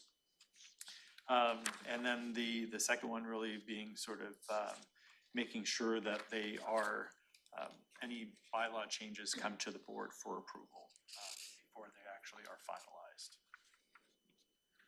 And then just other minor edits based on the recommendation to be ad hoc. Can you explain the difference between the, oh. No, can go I- ahead, no. The difference between a standing and an ad Yeah, hoc? yeah, what's your perception of the difference? Well, the main difference is that an ad hoc committee is activated upon the need of the Board of Commissioners, say through the docketing process. But they don't necessarily meet every month, but their work plan and the frequency that in which the ad hoc committee would meet is based on the needs of the board and or another county department to have that group's engagement on whatever the topic might be. As opposed to a standing committee, just having a set scheduled meeting every month. And I guess what I'm ultimately, the difference there is getting at what is the intended purpose of the group and the focus of the work plan. My recent background went through an annual process with all of the various boards and committees as they developed a work plan for the next year that would then come to the board for a final approval. Not necessarily a formal approval, but definitely a consensus approval. And then also with any of the bylaws any changes would come to the board for final action, just like appointments come to the board. It just made a better, stronger, I think, connection with board oversight of the needs and the work of those various committees. Who activates the ad hoc committee?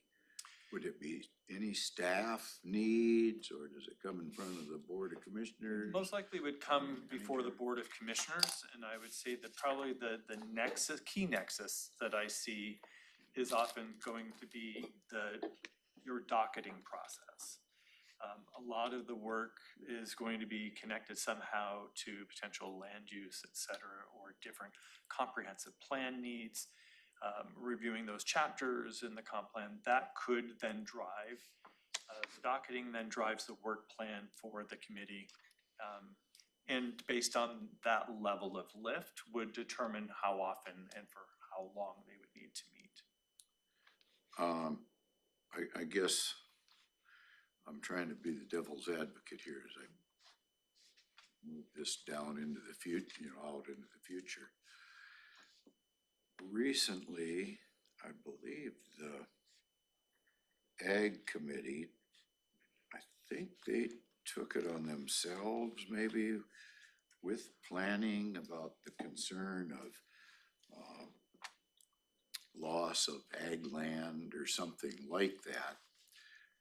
And then that moved forward to planning, and then we've yet to make a final determination, I think, on what's prime ground and, other grounds. But where I'm going with this is that was a separate community group, I guess, that somehow came up with this. And if we do an ad hoc, do we then restrict that flow of information that would have come from citizens? So it has to be almost like a county board's idea, So we want you to look into this, and would have we looked into that? I don't know.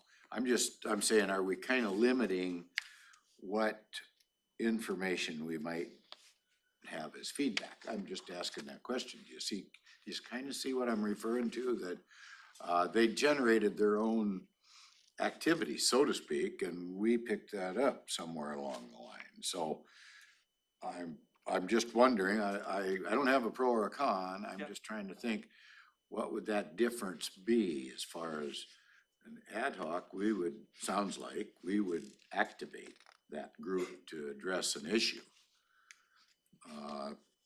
And short of that, then they're kind of stagnant and waiting in the wind, so to speak. If that's the case, it's tough enough, in my estimation, to keep adequate community involvement in many of the things we do. I mean, but that's not unique to us. All the service clubs are having a hard time having enough community involvement. Memberships are lacking, and so if we get away from standing and instead of, say, change the standing procedure, maybe not every month, maybe every other month, you know, but yet have some structure to it, versus on the ad hoc, just as an ad need basis. So I'm not for, I'm not against. I'd wanna kick it around more and see if it makes sense. I don't know if my seatmates, if I'm articulating that very well or not. I think there's any number of ways to structure any number of groups. It's just ultimately, the red flag for me that popped up in that bylaw review was the fact that the board was not in any type of process for its approval.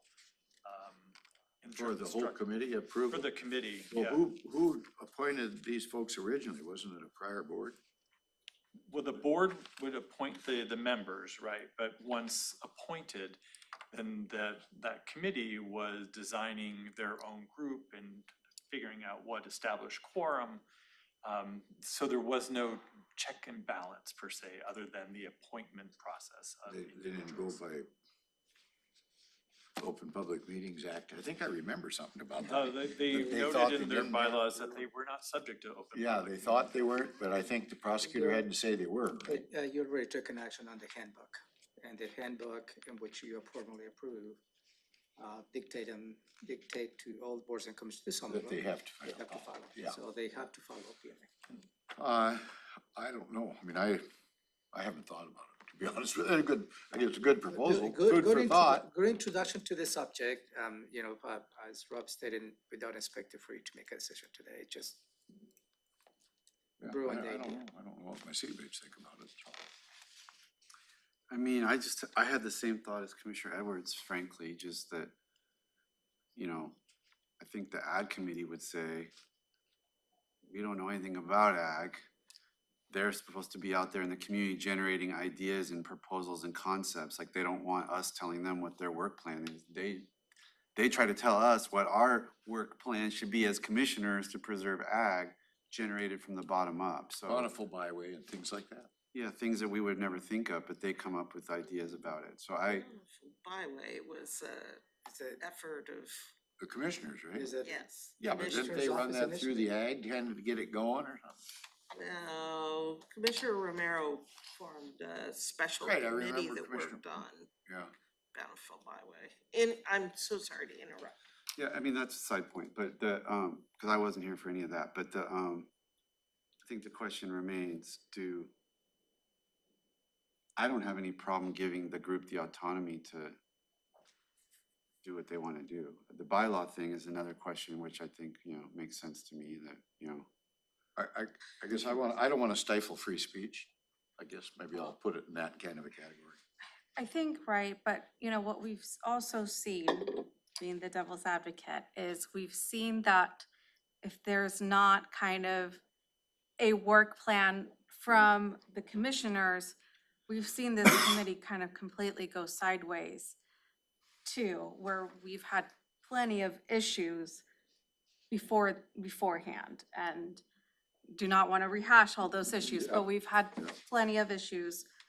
And so it's, you know, that's why we had Ashley, you know, involved and like, okay, like maybe there's like a work plan in place where there's gonna be something followed, right? There can be an engagement, but if there's nothing in place and, you know, we're letting them choose, right? They can work very well or they cannot. And we've seen both of it, at both sides of it. And, right, and then we're back here in the boardroom discussing the Ag Advisory Committee for weeks on a row. There's an opportunity to create that two-way communication so that if it's through the bylaw approval, if it's through an annual work plan approval, that you end up knowing what's coming down from a planning standpoint, et cetera.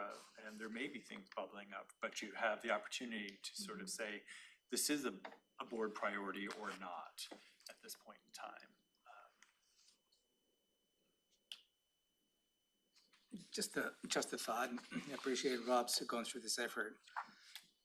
But from what I'm saying, I think there is an opportunity to put a structure in the Agricultural Advisory Committee. Whatever that structure is, you know, it's something the board needs to decide, but certainly the structure is needed for the Ag Committee. I mean, I'm trying to think through what Commissioner Mejia is saying and what you're saying. I mean, I remember a lot of issues with the Ag Committee over the last 4 or 5 years, but I'm not really connecting those problems to the structure. It's just, you know, it's other stuff. I mean, I don't know that changing a structure would have solved any of the problems that I feel like we've had. So I get that there's issues, but I'm not sure this is the solution to those issues. I mean, this may just be a good thing to do, period. But I don't feel like there's a connection between making it ad hoc or standing or the board approving the work plan or not, and the things that have aggravated me about what's gone on in the last 5 years. That's fair. So So I'll think about it. more to come, obviously more to come. Just Yeah, introducing this. I'm not against anything being proposed, or I'm not for it, really, I don't know enough about it, I don't think, but anyway, Commissioner Menser, I think we might have had those problems anyway. Yeah. And we dealt with them. You know, but I am kind of concerned about the enthusiasm of a group. And maybe they would lack enthusiasm or something. I don't know, it's hard to keep groups engaged in today's day and age, you know, and so I don't want to stifle that, because then we don't get maybe ideas that we either like or don't like. There's been a lot of enthusiasm in terms of like, in the whole, you know, since, well, it was previously Ashley, right, as she was presenting the docketing items and presenting, there was a lot of enthusiasm and providing input, asking questions. And I thought, you know, I've attended a couple of the meetings. I've seen the both sides of when, you know, they've dug into issues where I'm just like, what does this have to do with Thurston County and, you know, recommendations for the board, like what is happening here? And then I've also seen really good in-depth discussions, really good questions.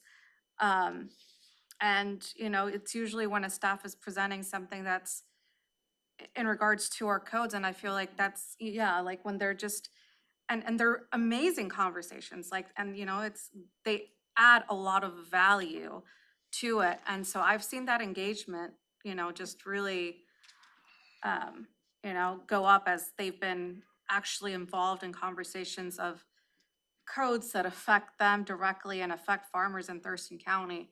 So I've found that to be pretty, I don't feel one strong way with either one, right? I would like to see that structure, and I kind of don't want, you know, it to go sideways in any way. Like I want to continue that engagement and that, those really good conversations that happen that, you know, it's just, what is agriculture in Thurston County and like, you know, how are our codes affecting farmers in Thurston County and how can we improve those codes? So, you know, it's not just for one generation, but generations to come. So, whatever will help us achieve that, I'm in favor for. Do they work with a work plan at all? Or they just kind of, the chair comes up with an agenda, Yeah. whatever he thinks? I mean, they don't sort of set a set of topics we're gonna cover the next.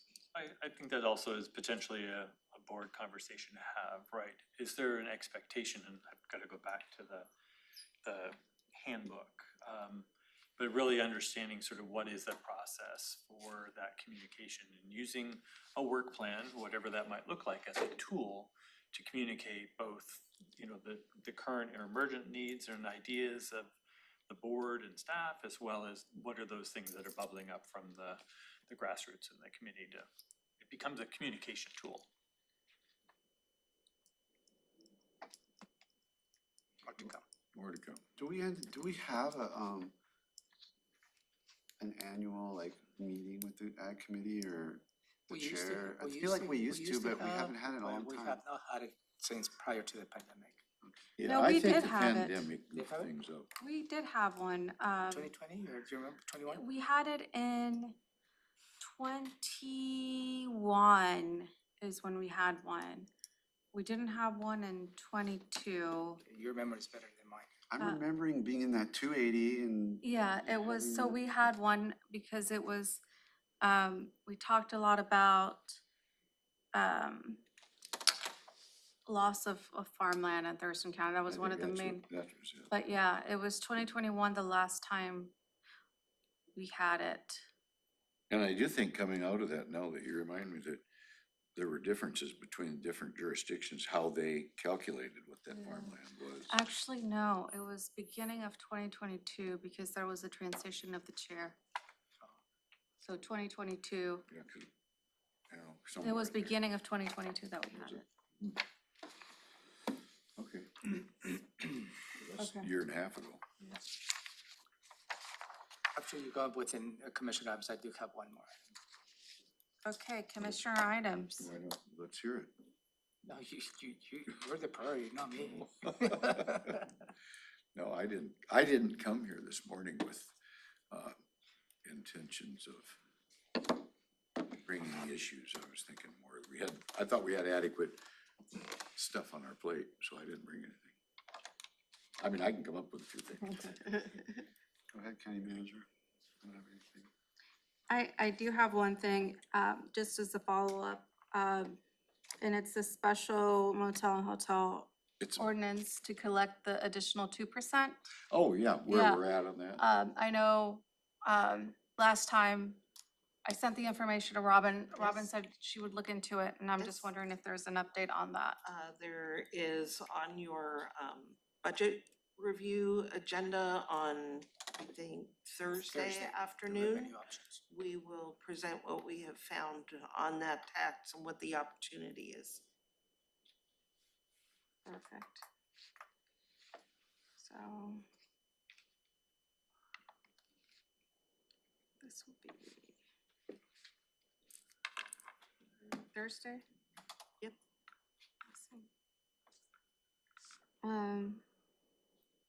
I asked about the area on, Oh, you don't the have to area. make that phone call. We could ask that right now. No, but just, I'm making a mental note for me more than anything, that they've possibly found a location. Okay, There is one other thing that affects all of us, quick. okay, go ahead. The biosludge thing about, didn't we all receive a letter about Yeah, new biosludge to well, I think there Russia or is, something? no, I think there was an initiative by a King County council member. They want to revisit how the disposal of the biosolids are handled. And I believe the correspondence, if we're talking about the same thing, you receive a correspondence stating that perhaps the board needs to look as to what the proposal is. And I guess I had a follow-up question about that. Cause I have attended several, I don't know, training sessions, educational sessions, having to do with biosolids. And earlier, it's been a couple years ago now, I guess, there was an attempt to put biosolids along the Nisqually River up just out of Yelm. And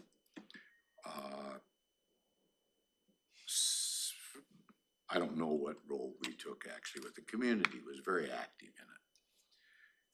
in it. And through those discussions, I sat in on quite a few training sessions that I went to, having to do with the classification of bios and what pathogens are still in them and toxicities and different things like that. So I thought we were looking at what King County does or Seattle does, and I think that's what this is in reference to, because they haul a lot of material over to Eastern Washington, and it's applied on fields over there for fertilizer. But then I found out that we maybe do the same thing at our disposal site ourselves when we ship solids out. Lots goes all to Eastern Washington.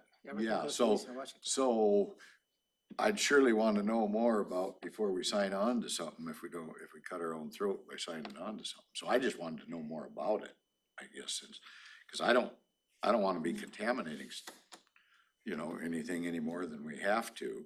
And it has to do, I think, with the cost of going to a better grade of breakdown, I guess, of those biosolids. And I've always been kind of interested. It costs more, but it's supposedly better for all parties, the environment, food sources. You can sell it, Pierce County, right? Don't they do that?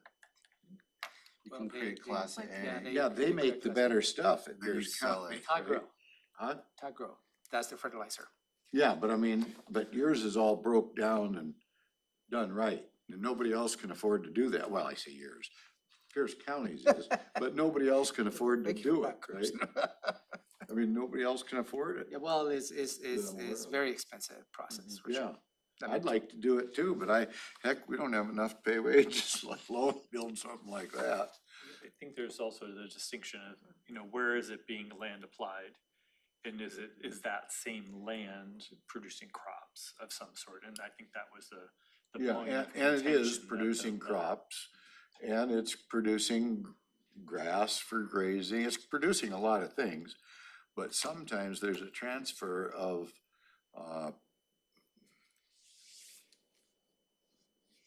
stuff that isn't too good, I guess is the best way to put it.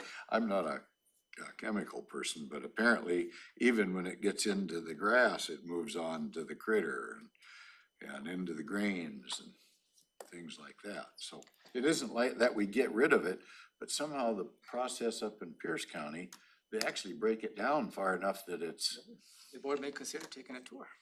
There's quite a bit of testing that's being done about that. I mean, I've seen studies that look at the food that's grown and what is it, Is there really toxicity in it? Is it really go on to the? So does it, or no, I don't know. I mean, I haven't seen anything that, that's too alarming. That's scaring you? It's ongoing study of all that. I don't know. As you hire, the more you dump there, then the concentration's higher and. Okay. So are we so- gonna do anything with that letter? That letter was a request from. To look into it. Yeah, okay, we'll look into it. Yeah, I think, Who sent the letter? it's a citizen advising the proposal by one council member from King County who's gonna be proposed something different. And that has not even made it to, as far as I. Who's trying to stop the sending Yeah, to Eastern so Washington? that hasn't even come to a discussion at the King But County. what's the alternative? Right, I where- guess? what's Where- there gonna What go? would you do? I don't know. Cause we can't do it like Pierce County does I it. don't know, I Yeah. don't know the proposal. No, okay. I just, worth looking into, I guess, worth talking about. I don't know if our Board of Health Maybe it's a Board of Health issue to look at. I was looking at our lot representative There's a over here. biosolids conference next weekend in Chelan, and I was Are you kinda going curious. to it? I'm not going to it, but I was thinking about it. I heard it's really good, interesting stuff. Maybe you ought to go to it. Yeah. So, more to come on the letter? Is some So, actual next, okay. Yeah, I think something needs to be evolving. Okay. This is, you may see an item on your consent agenda next Tuesday. I will not be here. And this is a little bit of background. When a county employee leaves county government, there is how they compensated based on what they call the leave behind. The county manager position doesn't fit in any of the criteria. And I just touched base with Maria, so you will see a proposal as to how you deal with the county manager on the leave that is left in the bank for compensation, so. Just gonna give you a heads up. And my commissioner item, I brought to the county manager, and I think you said you were gonna bring it next Tuesday, which is a discussion of how to handle the meeting with DNR the following Monday regarding forest management. I have that on the agenda. Okay. I wanna make sure we all kind of talk Yeah, about it's an strategy. opportunity to bring. I don't say touch things base that with you guys aren't supportive of brainstorming the or approach whatnot. to the meeting with DNR. All right. We can sort of just hash through that. And next week also is gonna be coming to your attention is the least restrictive alternative initiative the state is going through, and they're requesting a board member to be part of that.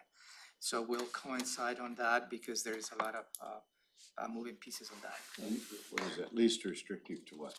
Alternative for incarceration. You know, Replacement remember of the- 290? Yeah. I saw they invited us all to McNeil Island, right? But it's a Tuesday when we're Right. obviously stuck here, but Conversations on that. I'll touch base with you. I didn't see the, no.